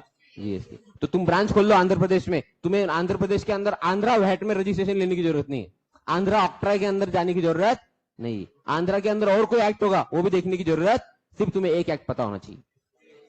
क्या पता होना चाहिए? जीएसटी। अब इसमें अपना क्या फायदा? देश का तो फायदा ही फायदा है ना। देश का क्या फायदा है? अब ज्यादा लोग टैक्स पे करेंगे, क्योंकि जो टैक्स के अंदर कॉम्प्लिकेशन थी वो क्या हो गई? Do you agree? टैक्स के अंदर जो कंफ्यूजन था वो क्या हो गया? Do you agree? तो ज्यादा लोग क्या करेंगे अभी? ऐसा ना।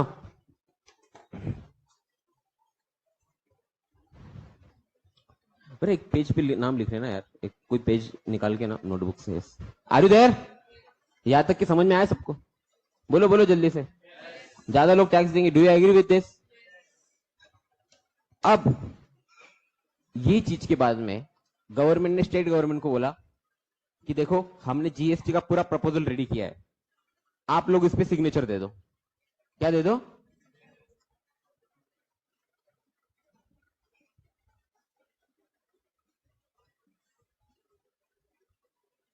तो बोले सर हमारी सिग्नेचर क्यों चाहिए? बोले देखिए सर प्रॉब्लम ये है, एज ऑफ टुडे ये स्ट्रक्चर हो रहा है, एज ऑफ टुडे ये स्ट्रक्चर है, प्लीज ध्यान दीजिएगा।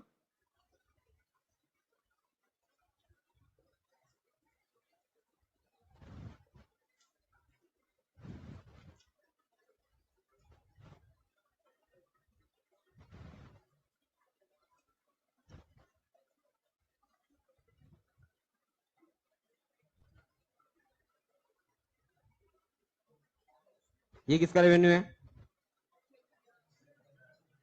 ये किसका है? ये किसका है? बराबर। ये सब खत्म करके किसमें एक ला रहे अपन? क्या? तो जब आपने वो खत्म करने तो किसकी परमिशन लेनी पड़ेगी? सेंट्रल तो एग्री, लेकिन परमिशन किसकी लगेगी?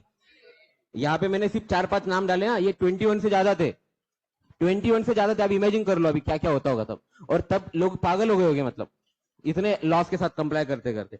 इसलिए करप्शन बहुत ज्यादा था, क्योंकि कुछ भी कर लो कोई ना कोई तो प्रोविजन छूट जाएगा ना आपका, और वो प्रोविजन का फायदा लेके ऑफिसर बोलेगा तुमने ये नहीं किया, वो शेड्यूल नंबर 2 का पैरा नंबर 2 का एंट्री नंबर 21 का ये पॉइंट मिस हो गया तुम्हारे से, लाओ पैसे। बोलेगा सर इतना तो हो सकता है ना, मैं क्या करूं। Is clear? ये हो रहा था। तो अब जब ये अपन कर रहे हैं तो मुझे लॉजिकली सोच के बताइए, अगर स्टेट गवर्नमेंट ने बोला कि हमें तुम्हारे जीएसटी में नहीं आना, तो क्या आप जीएसटी ला सकते हो? बोलो जल्दी। ला ही नहीं सकते आप। तो क्या स्टेट गवर्नमेंट को कॉन्फिडेंस में लेना जरूरी है? जरूरी है कि नहीं है? तो स्टेट गवर्नमेंट कॉन्फिडेंस में आए, इसके लिए स्टेट गवर्नमेंट से बात करनी पड़ेगी, और सारे स्टेट गवर्नमेंट के साथ एक एमओयू क्या करना पड़ेगा? साइन। तो स्टेट गवर्नमेंट को बोला कि चलो आ जाओ इधर, बोले हम तो आ जाएंगे लेकिन हमारी कुछ शर्तें हैं। यस, स्टेट गवर्नमेंट के पास एक मेन सोर्स ऑफ रेवेन्यू था, क्या था उसका नाम, क्या था? बोले हमारे कुछ कंडीशन है। बोले क्या? कंडीशन नंबर 1, ये जीएसटी का कलेक्शन किसके पास होगा? सेंट्रल गवर्नमेंट ने बोला हमारे पास। किसके पास होगा? तो सेंट्रल गवर्नमेंट ने बोला जीएसटी जो है वो इस तरह से काम करेगा। कैसे? जितने भी स्टेट है वो सारे कस्टमर हमें पैसा देंगे, मतलब टैक्स पेयर, और बाद में हम वो पैसा हर एक स्टेट को डिस्ट्रीब्यूट कर देंगे। मतलब पूरा पैसा मेरे पास आएगा, फिर मैं बोलूंगा महाराष्ट्र के इतने, गुजरात के इतने, कर्नाटक के इतने। तो बोले सर ये तो ठीक है, लेकिन आज अपना गवर्नमेंट मैच हो रहा है, कल अगर सेंट्रल में अलग गवर्नमेंट और स्टेट में अलग गवर्नमेंट हुआ तो जो मेरे पॉलिटिकल पार्टी वाले उनको दे दूंगा, और ये आएंगे तो रुको जरा, अभी पैसा नहीं, रुको जरा। बोलेंगे सर लेकिन ये तो गलत कर रहे हैं आप, अपने पार्टी वालों को दे रहे जहां पे आपका गवर्नमेंट है, और जहां पे हमारा गवर्नमेंट है उधर। ये सही है क्या गलत है? सब है क्या मेरे साथ? अरे जोर से बोलो भाई, कोई सो तो नहीं रहा है? सही है क्या गलत है? सबको पैसा मिलना चाहिए ना थोड़ा थोड़ा। बोले सर तो आप क्या चाहते? नहीं, बोले सर ये बहुत गलत है, हम आपके साथ नहीं है, हमें हमारा पैसा इमीडिएटली चाहिए। इमीडिएटली कैसे दूंगा मैं? वो हमें पता नहीं, हमें हमारा पैसा कैसे चाहिए। इसलिए अनफॉर्चुनेटली जीएसटी में जो पहला पार्ट आया वो ये आया कि जीएसटी एक होगा, लेकिन उसके क्या हो गए? टाइप्स हो गए। क्या हो गए? टाइप्स।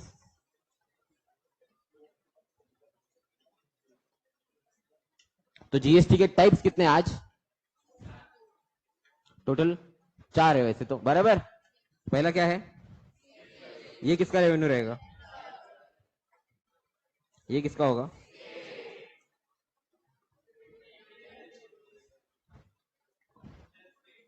ये भी किसका होगा? सेंट्रल। इंटर स्टेट पे लगेगा, लेकिन रेवेन्यू किसका है? वो सेंट्रल का। आई बात समझ में? आ रही है ऐसा ना? तो अब आपको कंफ्यूजन आता है, कई कई बच्चे मुझे पूछते सर आपने तो बोला 1 नेशन 1 टैक्स, क्या बोला है? फिर ये क्या है? 1 नेशन 3 टैक्स। तो टैक्स एक ही है, टाइप्स अलग है। टैक्स एक है, टाइप्स अलग। टैक्स कितना है, टाइप्स क्या है, अलग अलग। समझे आपको लॉजिक? लॉजिक समझे क्या? नाउ मूविंग अहेड, ये कब कब लगेगा? तो अगर आप कोई भी ट्रांजेक्शन करो तो पहले गवर्नमेंट ने क्या डिसाइड किया था? पहले का आइडिया, अर्लियर 100 रुपए का सेल हुआ, गवर्नमेंट का ये प्लान था, GST at the rate of 5%। कितना हो गया? 105। ये पूरा जीएसटी किसके पास जाएगा? बाद में सेंट्रल के पास 5 जाएगा। सेंट्रल स्टेट गवर्नमेंट को कितना दे देगा? ये डिसाइड हुआ था। अभी क्या हुआ? लगाते वक्त ही अपना अपना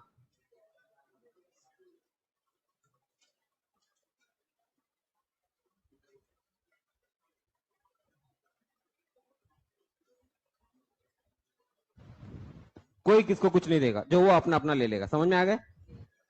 समझ में आएगी नहीं? फिलहाल ये चल रहा है सिनेरियो।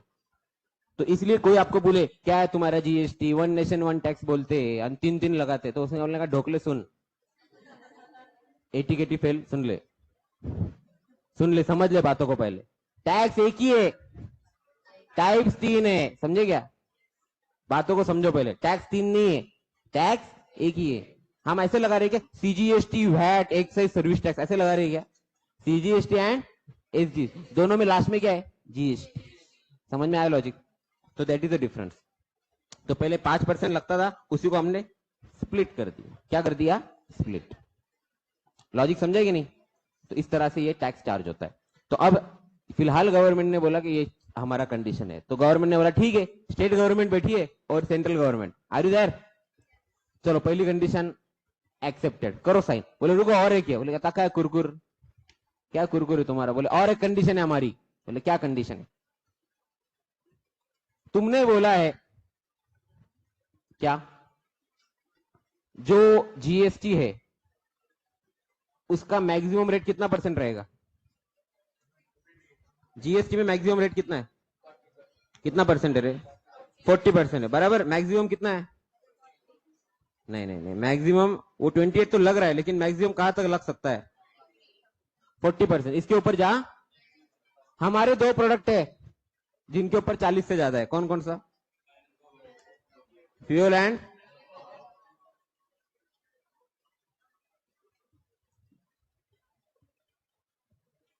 इसके ऊपर टैक्स रेट 40 से ज्यादा है।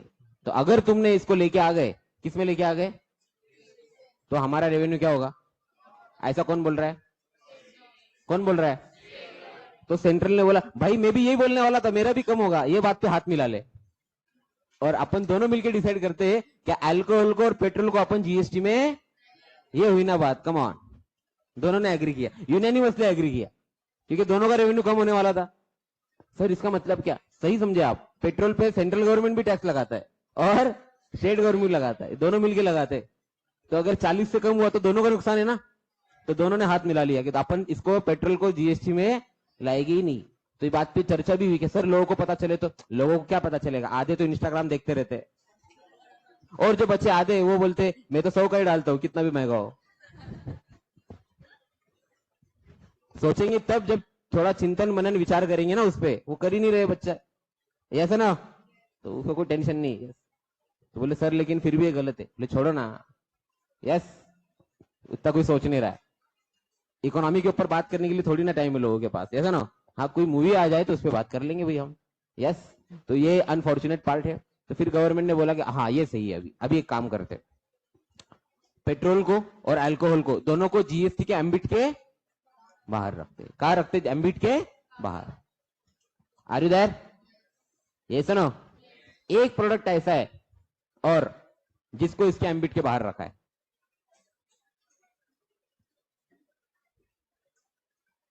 एम्बिट के बाहर रखा है मतलब क्या, कि जीएसटी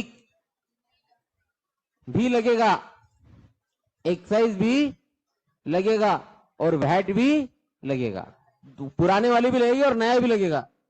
सर क्या बात करो, बहुत महंगा हो जाएगा ना। तब भी लोग लेंगे। टोबैको, सिगरेट, बोलो जुबा, क्योंकि डिमांड क्या है, इन इलास्टिक। डिमांड क्या है?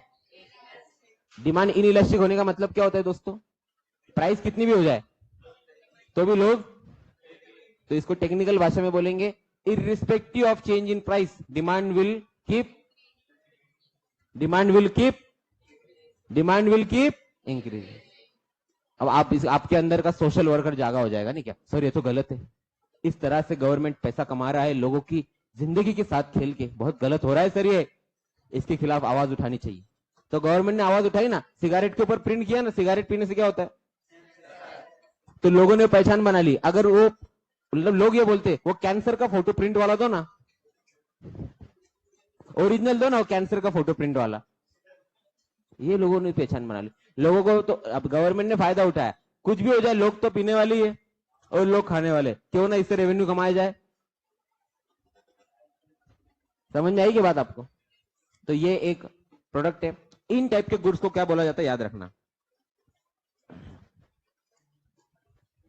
सिन मतलब क्या, पाप, खराब चीज, ये सुनो, सिन गुड्स बोला जाता है, याद रखना। तो अगर इकोनॉमी के अंदर गवर्नमेंट को कभी भी रेवेन्यू ज्यादा कमाना है तो सिन गुड्स पे टैक्स क्या कर देती गवर्नमेंट, बढ़ा देती। इससे फायदा क्या होता है गवर्नमेंट का, उनको कोई फर्क नहीं पड़ता है कस्टमर को, लेकिन इनका रेवेन्यू।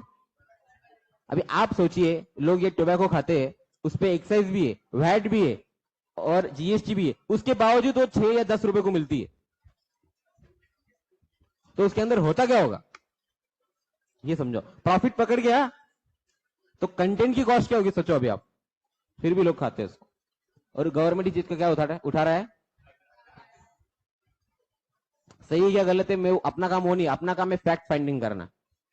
अपना काम क्या है, हाँ ठीक है okay, yes, is it clear? Fact finding कर रहे हैं हम समझ रहे हैं कि लॉ क्या है। यहां तक किसी को प्रॉब्लम कुछ? यस। अगला प्रोडक्ट, अगली इनकी बात कि अभी ठीक है चलो ये चलेगा। सेकंड कंडीशन माननी है कि अपने को गवर्नमेंट की, सेकंड कंडीशन क्या है, आउटसाइड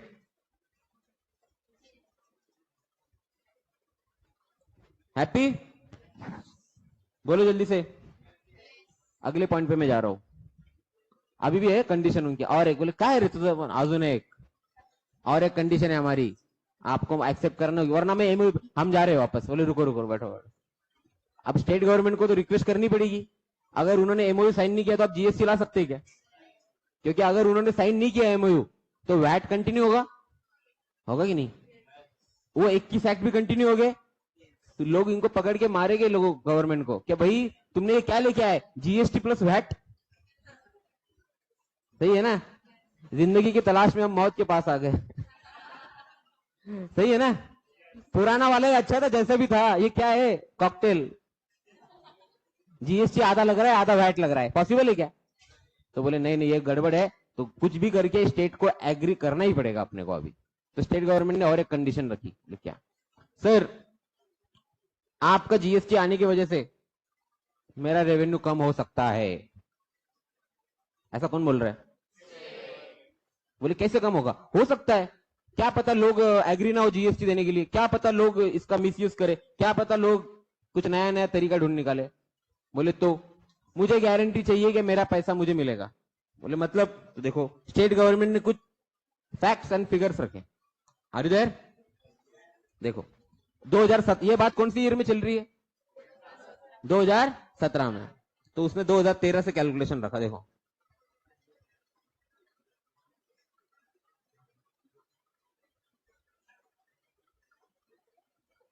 देखो भाई 2015-16 के अंदर मेरा रेवेन्यू, स्टेट गवर्नमेंट का रेवेन्यू, किसका रेवेन्यू, 2016 में सर मेरा रेवेन्यू है 1 लाख करोड़ का, एग्जांपल ले रहा हूं मैं महाराष्ट्र का, कितना है, इतना मेरा रेवेन्यू है वैट से और अदर टैक्सेस से, किससे, अब तुम जीएसटी ला रहे हो तो मिनिमम कितना होना चाहिए जीएसटी में मेरा, 1 लाख करोड़। सही है क्या गलत है, सही है गलत है, जीएसटी अगर लॉन्च हुआ तो मेरा रेवेन्यू कितना होना चाहिए, तभी तो बात बनेगी। तो बोले ठीक है, तो तुम क्या चाहते हो, सर मैं 1 लाख करोड़ मेरे को मिलेगा क्या इतना। बोले हाँ तुम्हें हर साल 1 लाख देंगे, हर साल 1 लाख नहीं, मुझे हर साल 14% ग्रोथ चाहिए। बोले मतलब,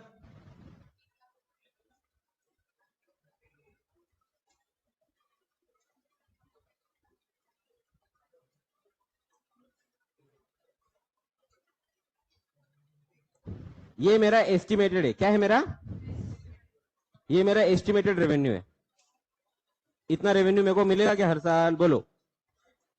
बोले हाँ मिलेगा ना सर, टेंशन मत लो। अरे सर बहुत भारी लॉ है, लेके तो देखो लॉ बहुत भारी है, ऐसा नहीं क्या। बोले अच्छा, और उतना नहीं हुआ तो गारंटी दो। बोले मतलब गारंटी क्या चाहते हो। बोले देखो सर मैं आपको एग्जांपल दे रहा हूं, अगर 2017 में मेरा रेवेन्यू 1 लाख करोड़ हुआ, कितना हुआ, तो गैप कितना है, ये सेंट्रल गवर्नमेंट पे करेगा। बोले काय का पे करेंगे हम,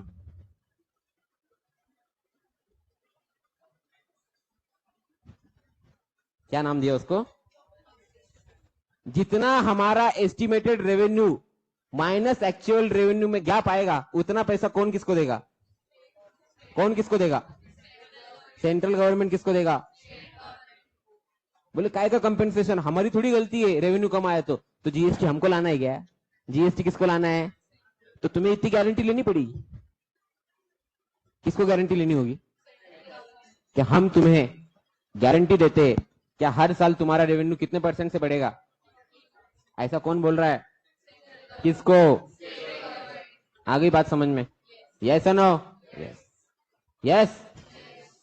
तो सेंट्रल गवर्नमेंट थोड़ा सोच में गिर गया, अपने कितने स्टेट है, हर स्टेट को अगर लॉस होता गया तो कॉम्पेंसेशन देने में अपन मर जाएंगे, और अपन इनको कॉम्पेंसेशन देने के लिए पैसा कहां से लाएंगे, सबसे बड़ी बात, जो रेवेन्यू अपने को आ रहा है इसमें अपना ही काम नहीं हो रहा है, और ये क्या मांग रहे, क्या मांग रहे, कहां से देने का। प्रॉब्लम समझे आपको, अगर आप सेंट्रल गवर्नमेंट की जगह होते तो क्या करते बताओ,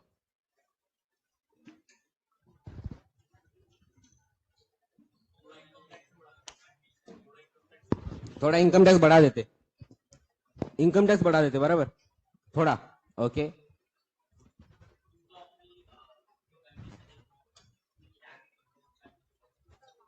कंडीशन मत रखो, लेकिन उनका भी तो लॉजिकल है ना कहना है, हमें जीएसटी एज मैं स्टेट गवर्नमेंट हूं, मेरा तेरे को सवाल है, हमें लाना है कि जीएसटी, हमें हीरो बनना है, हमें होशियारी मारनी है, तुम्हारे को एक पॉलिटिकल तुम्हारा है मूव, या तुम्हें एक रेडिकल इंफॉर्मेशन करनी है, तुम्हें सोशियो इकोनॉमिक मूवमेंट करनी है, तुम्हें महान बनना है देश की नजरों में, तो तुम गारंटी लो, नहीं तो जो चल रहा है वो, ऐसा कौन बोल रहा है, देखो पॉलिटिक्स अपनी जगह है, पैसे का काम पैसा करता है।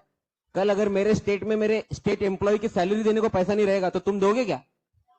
नहीं ना। फिर जो चल रहा है वो चलने दो, नहीं तो गारंटी लो।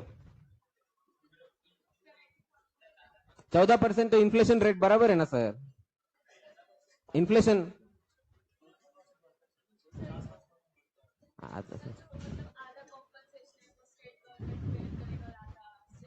हम क्यों बियर करें? हमें थोड़ी लाना है जीएसटी। हमें लाना है कि जीएसटी लॉस किस हम एज ए स्टेट गवर्नमेंट हमको हो रहा है ना, तो हमारा लॉस तुम फिलअप करके दो ना पूरा।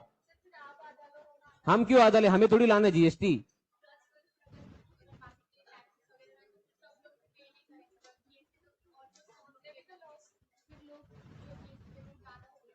तो तुम्हारा कहने का मतलब ये है कि भरोसा रखिए रेवेन्यू ज्यादा होगा, ऐसा बोलना चाहती है आप? ऐसे बोलना है ना आपका? भरोसा रखिए लॉस नहीं होगा ना। तो भरोसा है, लेकिन कागज पे लिख के दीजिए ना आप मुझे कि गारंटी है हमारी। समझ में आया क्या प्रॉब्लम? ये सब लोग मुझे ओरली आश्वासन तथा क्या दे रहे? कॉन्फिडेंस। अरे सर आपको कितना चाहिए? 1.14 ना? 1.40 होगा, 1.40 याद रखिए। 1.14 नहीं 1.40 होगा। आप खुद बोलेंगे अरे इतना रेवेन्यू, ओ माय गॉड, ऐसे खुद आप बोलेंगे सर। मैंने कहा सर एग्रीड, लिख के दो ना फिर, कम हुआ तो। नहीं वो कैसा है, लिख के देने में प्रॉब्लम है थोड़ा। तो वो मीटिंग एडजन हो गई। वापस सेंट्रल गवर्नमेंट बैठा, बोले क्या करने का? बोले नहीं वो मान ही नहीं रहे। बोले कौन नहीं मान रहा? बोले सर जहां पे अपना गवर्नमेंट वो भी नहीं मान रहे, और जहां पे ऑपोजिशन का वो तो मान ही नहीं रहे। फिर वो सब फाइनेंस मिनिस्टर को बुलाया उनके सेक्रेटरी के साथ, बोले क्या प्रॉब्लम है? बोले सर लॉजिकल है, कल जाके अगर पब्लिक ने बोल दिया कि नहीं हमें नहीं चाहिए जीएसटी, और सारे लोगों का विरोध हो गया, कोई स्ट्राइक हो गई, प्रोटेस्ट हो गया, हम तो रास्ते पे आ जाएंगे, लोगों की सैलरी देने के लिए पैसा नहीं रहेगा। बोले बात तो सही। अच्छा दूसरी बात, एक बार जीएसटी लेके आ गए वापस वैट की तरफ नहीं जा सकते हम फिर। समझेंगे प्रॉब्लम? तब फाइनेंस मिनिस्टर थे अरुण जेटली जी, उन्होंने बोला डन, देंगे तुमको कॉम्पेंसेशन, जाओ। क्या बोला?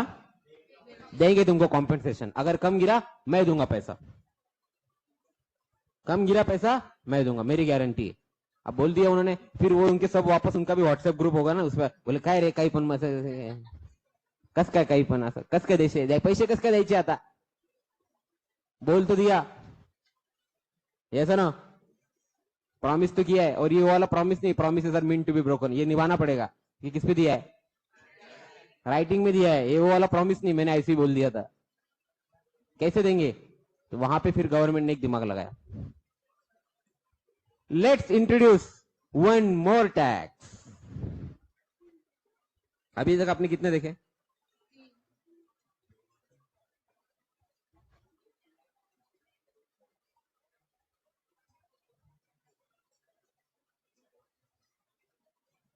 अभी तक आपने क्या क्या देखा?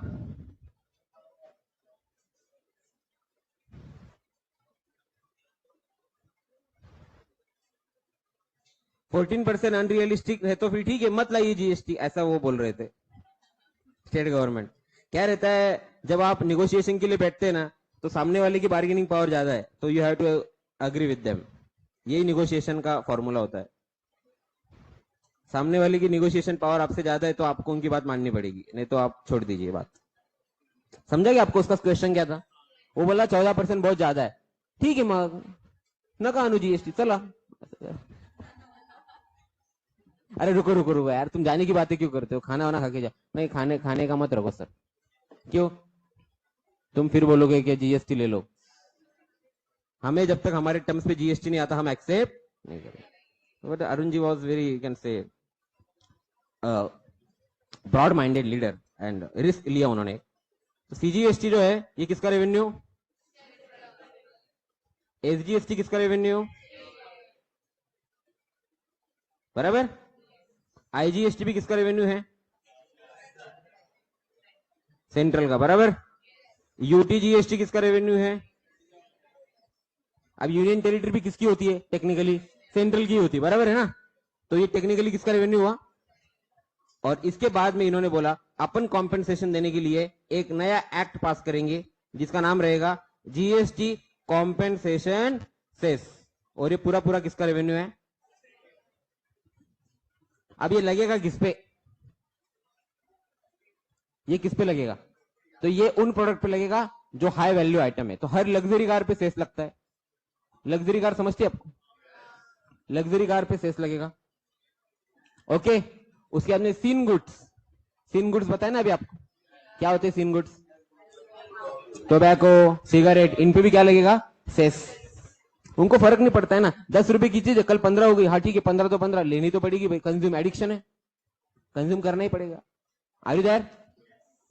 तो ये कॉम्पेंसेशन सेस लॉन्च किया गया, और ये कॉम्पेंसेशन सेस के थ्रू स्टेट गवर्नमेंट को क्या दिया जाएगा, क्या दिया जाएगा,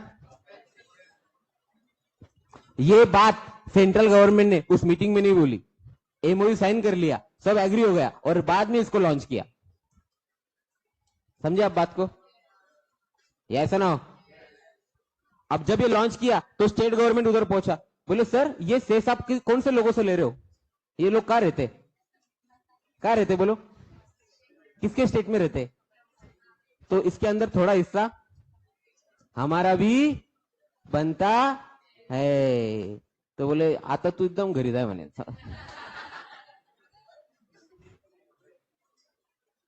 बोले सर ये तो गलत है, गलत है ठीक है, इसके स्टेट में गवर्नर रूल लगाओ। आई बात समझ में, तो जोक सपाट कि भाई अभी हमारे पास पावर है कौन सा एक्ट बनाने का, वो आपकी पावर, तो हम सेस इंट्रोड्यूस कर रहे हैं, और वो सेस के पैसे तुम्हारे ही स्टेट के लोगों से पैसा लेके तुम्हें ही देंगे, यही मतलब हुआ ना। इस तरह से सेंट्रल गवर्नमेंट ने इसको कॉम्पेंसेट किया। हालांकि ये सब मिले जुला काम होता है, ऐसा नहीं होता, इतने मैंने आपको बताया, स्टोरी इतनी एग्जैगरेट नहीं होती है, लेकिन जस्ट आपको मैंने फन वे में समझाया कि इस तरह से वो मीटिंग्स होती है। तो ऐसा नहीं क्या ऐसे कैसे कर सकते हैं आप, ऐसा इतना नहीं होता, बोले सर ऐसे मत कीजिए, हमारा रेवेन्यू इंपैक्ट हो सकता है, प्रोजेक्टेड रेवेन्यू हमारा 14% से है, आप उसके आसपास कंसिडर कीजिए प्लीज, ऐसा पोलाइट भाषा में, पोलाइट लैंग्वेज में होता है। आई बात समझ में? तो बोलते फिर नहीं देखिए गालिब जी ऐसे मत सोचिए आप, हम आप जीएसटी में होगा फायदा आपका, आप नेगेटिव मत सोचिए। सर मैं नेगेटिव नहीं सोच रहा हूँ, लेकिन आप बात समझिए सर, हमारा स्टेट गवर्नमेंट के एम्प्लॉय पे इतना खर्चा होता है, इंफ्रास्ट्रक्चर पे इतना खर्चा होता है, म्यूनिसिपल काउंसिल है उन पे खर्चा होता है, उनको भी हमें सैलरी देनी है, तो सर प्लीज समझिए हमारी बात। इस तरह से बातचीत हुई, और उसका रास्ता ये निकला, इंडिया में एज ऑन टुडे 5 टाइप के जीएसटी रहेंगे। Is it clear? तो पहला क्या है, क्या है पहला, आईजी, दूसरा क्या है, तीसरा क्या है, चौथा क्या है, और पांचवा है, आईजीएसटी का लॉन्ग फॉर्म बोलो। ठीक है, तो ये इंटर स्टेट, इंटरनेशनल, कुछ ना बोलते हुए याद रखे वर्ड क्या है, इंटीग्रेटेड, क्या है वर्ड, क्या है वर्ड, इंटीग्रेटेड जीएसटी। कौन सा जीएसटी, आगे बात समझ में। सीजीएसटी का लॉन्ग फॉर्म क्या है, एसजीएसटी, और यूटीजीएसटी, और जीएसटी कॉम्पेंसेशन सेस। ये आ गया समझ में? अरे ऐसा ना हो, यहां तक कोई प्रॉब्लम, मजा आ रहा है आपको, लग रहा है कुछ नया, कुछ नया सीख रहे लग रहा है। आज आपको और एक मैं चीज बता रहा हूँ कि जीएसटी नंबर चेक कैसे करने का, चेक करना है आपको, एक लाइव बता रहा हूँ, लाइव केस, लाइव, हाँ जी वेबसाइट पे चेक करेंगे, बिल्कुल वेबसाइट पे जाके चेक करेंगे। आप लोग, आपके पास अगर स्मार्टफोन हो, स्मार्टफोन हो तो आप वेबसाइट पे आ जाना मेरे साथ, जो जो लोगों के पास स्मार्टफोन है ऑनलाइन स्मार्टफोन निकाल लो अपना।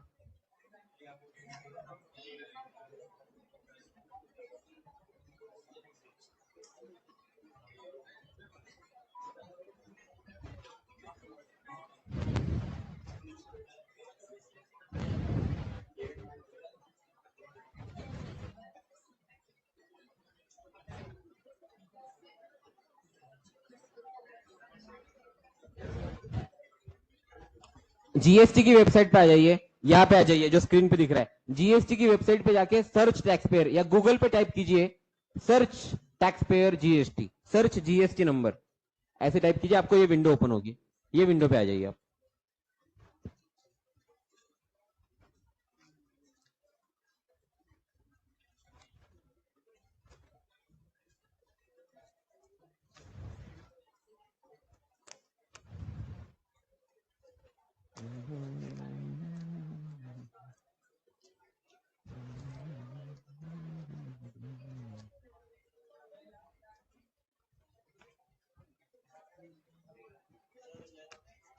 हाँ जी, बिल लाया क्या बच्चा? हाँ बिल दे दो, चलो कोई बात नहीं। फाड़ दिया, ओके चलेगा, नहीं चलेगा, दिख रहा है नंबर, कोई बात नहीं। यहां तक आ गए सब लोग? अभी मैं एक नंबर टाइप कर रहा हूं, आप भी कीजिए मेरे साथ।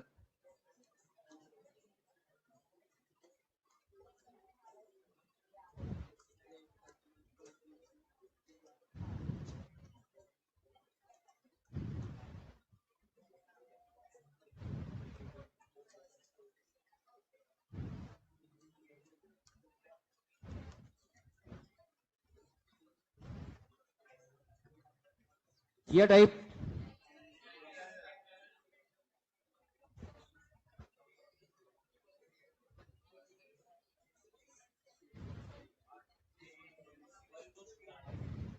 वन जेड एक्स नहीं आया? आया ना, हो गया। कैप्चा डालो, करूँ क्लिक?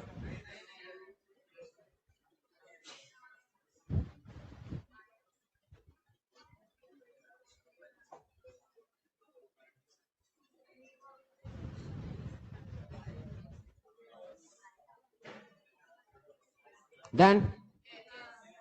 अभी इसको मैं सर्च कर रहा हूं, ये नाम आ गया, दिख रहा है आपको? अभी इधर अभी ध्यान से सुनो। सबसे पहली बात बता रहा हूं मैं, नंबर वन, ये सब जो मैं आपको नॉलेज इंपार्ट कर रहा हूं, पास ऑन कर रहा हूं, ये सिर्फ आपको खुद को इंप्रूव करने के लिए है। इस नॉलेज का मिसयूज करना नहीं है, नंबर वन। नंबर दो, याद रखिए, विद्या के साथ कभी भी अहंकार नहीं आना चाहिए। ये इसके अंदर जो भी मैं आपको बताने वाला हूं, इसमें अगर कोई गलती आपको दिखती है तो पोलाइट लैंग्वेज में हम समझाएंगे।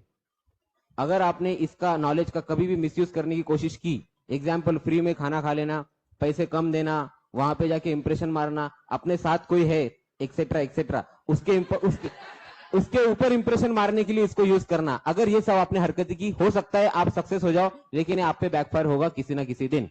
और वो जितने भी पैसे आपने ये किए, वेव किए या बचाए इस तरह से, वो उससे ज्यादा पैसे देना पड़ेगा, याद रखना, ठीक है?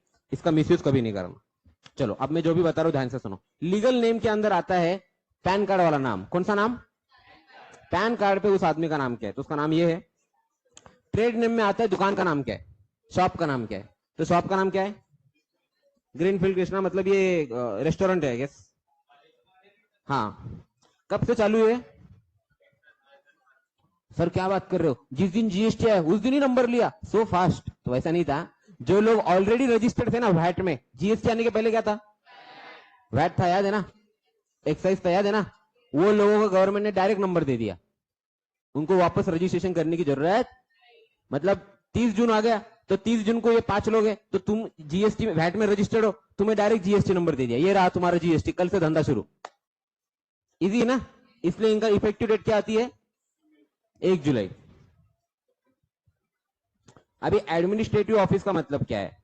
एडमिनिस्ट्रेटिव ऑफिस मतलब कौन सा ऑफिसर इनका कामकाज देखेगा, तो ऑफिसर का भी कोड होता है ना, तो ऑफिसर का कोड है ये नासिक _city_702। तो 702 नंबर का डेस्क जो ऑफिसर का है, ये डेस्क नंबर है, मतलब टेबल का नंबर।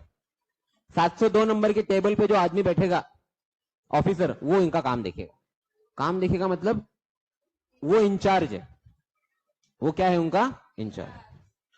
अदर ऑफिस, ये नासिक टू तपोवन रेंज, तो देखिए ये स्टेट का जुरिडिक्शन है और ये सेंटर का है, क्योंकि आप सीजीएसटी भी पे करते और आप, तो सीजीएसटी वालों को एक्शन लेनी है तो कौन सा ऑफिसर लेगा?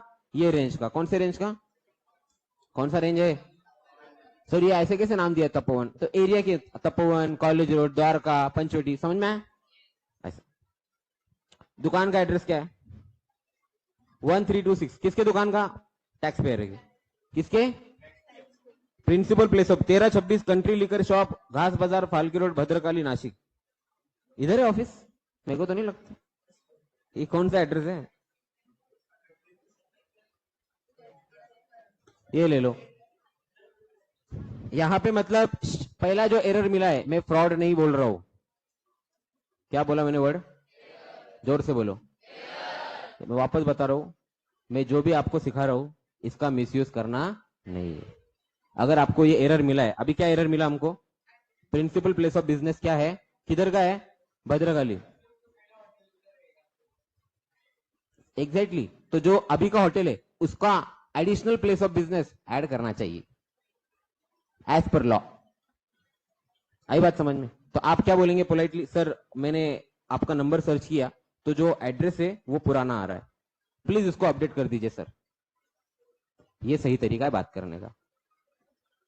गलत तरीका क्या है, ये क्या है सर, भद्रकाली का एड्रेस आ रहा है, फ्रॉड कर रहे हैं आप हमारे साथ भाइयों।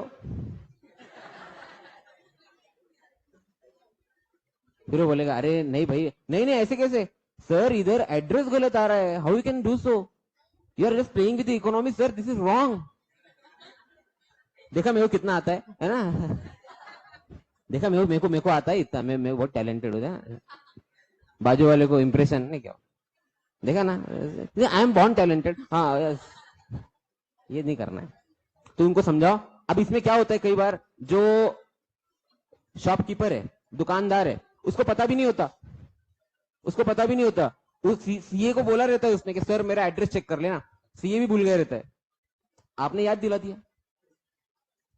फ्रॉड किसको बोलते हैं कि आपसे टैक्स लिया और भरा नहीं, नंबर ही नहीं जीएसटी का, फिर भी टैक्स ले रहा है, नंबर ही गलत आ रहा है, जैसे कि ये नंबर हमने इधर डाला और इधर लिख के है इनवैलिड नंबर, फिर ये डर है। अच्छा जब भी इनवैलिड नंबर आओ सबसे पहले क्या करेंगे, चेक करेंगे कि नंबर सच में तुमने करेक्ट टाइप किया है नहीं तो क्या होगा आपके साथ, सोच लो फिर, fraud number sir how can do सो, बोलेगा अरे नंबर तर टाइप कर, सॉरी सॉरी, आणि इकडे जरा इकडे इकडे इकडे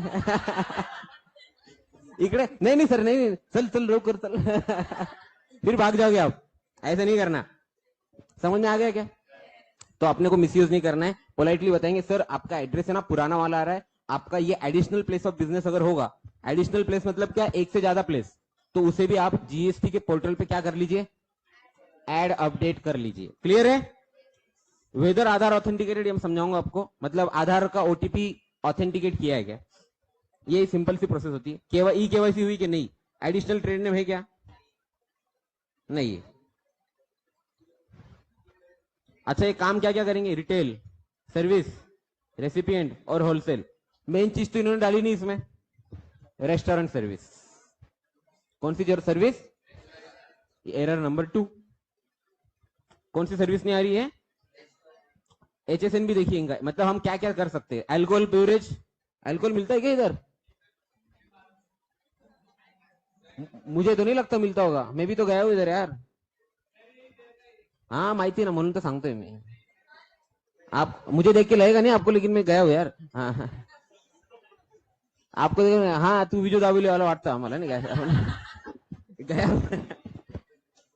ठीक है। हाँ जी, तो अल्कोहलिक बेवरेज इन्होंने ऐड किया है, protein concentrates and textured protein substance, ये कि जिम का बेच रहे हैं कुछ सामान, वो वाला डाल दिया इधर, और मेन चीज डाली नहीं, कौन सी मेन चीज है, restaurant service, food and beverage. Is it clear? तो ये इनका एरर नंबर 3 है जो दिख रहा है, समझा क्या?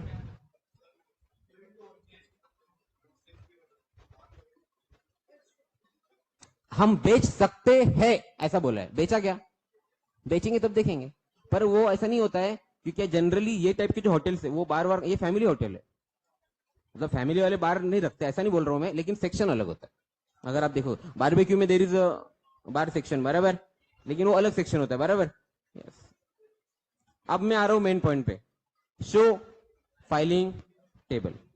अब ये टेबल पे ये देखना है कि इसने रिटर्न कहां तक भरे, किसने, ये टैक्स पेयर ने।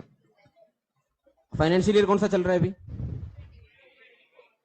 बराबर, कौन सा महीना चल रहा है अभी, मई, तो मई का तो बाकी रहेगा, मई के पहले क्या आता है, वो किया है कि इसने फाइल, कब किया है,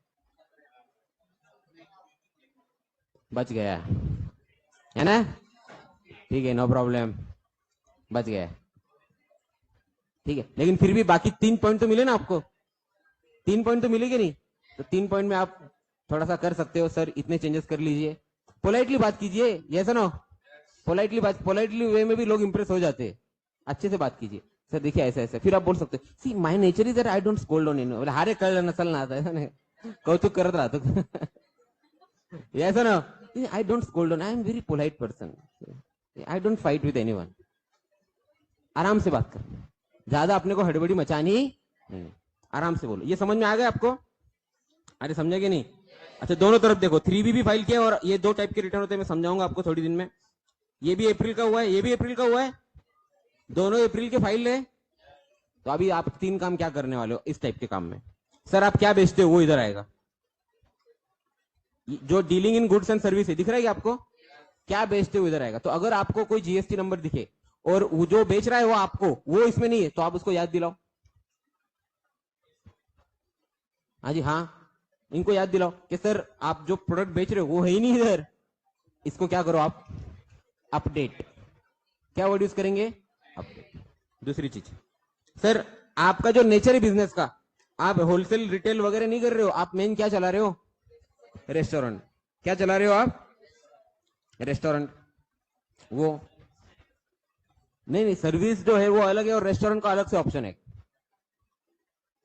ठीक है। वैसे वो तो कोई ये जवाब देगा, सर्विस में आता है रेस्टोरेंट, मतलब सर आता है लेकिन रेस्टोरेंट का अलग से सेक्शन है। Is clear? अब इसका रीजन बता देता हूं मैं, टाइम है, लेकिन रेस्टोरेंट पे 18%, सर्विस पे 18% है, रेस्टोरेंट पे 5%। तो फिर बोलो उसको, आप फिर आप 18% जीएसटी पे करते हो? नहीं रे 5%। तो 5% कब है आपके पास पावर? जब आप क्या हो? रेस्टोरेंट। वो तो है ही नहीं इधर आपका। समझा क्या लॉजिक? समझा क्या? हाँ जी, कोर, हाँ ये कोर बिजनेस एक्टिविटी मतलब मेन एक्टिविटी क्या है अभी? मेन एक्टिविटी वो उन्होंने ये नहीं कर दी, वहां पे भी होना चाहिए था रेस्टोरेंट। ऐसे कई सारे एरर है।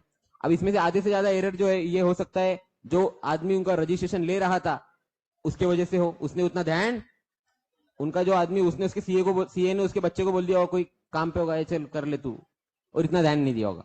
वो ग्रॉस ग्रॉस क्या देख रहा है? मेन मेन चीज देख रहा होगा, टैक्स कलेक्टेड, टैक्स पेड बराबर है या, बाकी छोटी छोटी चीजों पे शायद ध्यान नहीं दिया हो। ऐसा हो सकता है, हुआ ऐसा बोल नहीं रहा हूं। समझ में आ गया क्या? अरे बोलो भाई। हाँ जी, अभी नेसेसरी है। ये क्या हुआ है कि ये लोगों का पुराना नंबर है, पुराना कब का है देख रहे हैं आप? 1 जुलाई 17 का। लेकिन 2021 के बाद जो लोगों ने नंबर लिया है उनका बिना आधार और बिना ई-केवाईसी नंबर ही नहीं मिलता है। अब पुराना जिनको दे दी उनका कैंसिल तो नहीं कर सकते, तो वो लोगों को बोला है कि तुम जल्द से जल्द करा दो। अनफॉर्चुनेटली अभी तक उसके लिए कोई टाइम लिमिट नहीं आई है, ये गवर्नमेंट का एक एरर है। गवर्नमेंट ने क्या बोलना चाहिए था, 1 महीने में करो नहीं तो नंबर बंद कर देंगे। देखो कैसे करते सब, समझे? गवर्नमेंट ने क्या बोला है, कर लेना बस, तो लोग बोल रहे ठीक है कर लेंगे। प्लस ये जो इनवॉइस मुझे दिया है बच्चे ने, ये इनवॉइस के अंदर और एक मिस्टेक है, मैंने कल आपको सिखाया था। अगर रजिस्टर्ड पर्सन हो तो क्या लिखना चाहिए इनवॉइस पे? अगर आप रजिस्टर्ड पर्सन हो तो इनवॉइस पे क्या लिखना चाहिए? और अनरजिस्टर्ड हो तो क्या लिखेंगे? अरे जोर से बोलो। और रजिस्टर्ड हो तो क्या लिखेंगे? इस पे कुछ भी लिखा नहीं, ना तो इनवॉइस लिखा है ना तो टैक्स इनवॉइस लिखा। हाँ ट्राई करो, मतलब क्या कर लो, उसको है ही क्या। ये तो सही होगा इनका, ये तो क्लियर है, टैक्स इनवॉइस भी लिखा है इस पे। इसमें एरर नहीं दिख रहा है मुझे कुछ ज्यादा इसकी बात। हाँ मैं उस पे भी आने वाला था कि ये इनवॉइस के अंदर टैक्स लिखा ही नहीं, टैक्स लगाया ही नहीं आपको, तो फिर आप उसने आपसे जीएसटी लिया है कि नहीं लिया है? लिया ही है, लेकिन सेपरेट अमाउंट मेंशन क्यों नहीं की? ये बारे में आप मेंशन कर सकते हो। हाँ कोणाला घेऊन जायचं तुला, इतकं विचारत होतं. Yes, so that is a really proud thing for me as a teacher. ये बच्चे ऐसा होना चाहिए, ऐसा काम करना आपको, लेकिन पॉइंट याद रखना, क्या नहीं करना हो याद है ना? अपने को फाइट झगड़ा करना नहीं, आर्ग्यूमेंट करना पोलाइट वे में, शांततेत, नॉन अहिंसा प्रेमी लोग अपन, झगड़ा करना नहीं है। Yes no? यस, ये आ गया समझ में? Yes no? चलिए तो आज के लिए यही रुकेंगे, कल से अपन शुरू करेंगे अपना मेन कोर पार्ट जीएसटी का, लिखना विखना भी रहेगा काफी कुछ, ठीक है? कल से मिलते हैं, बाय बाय, टेक केयर, जय हिंद।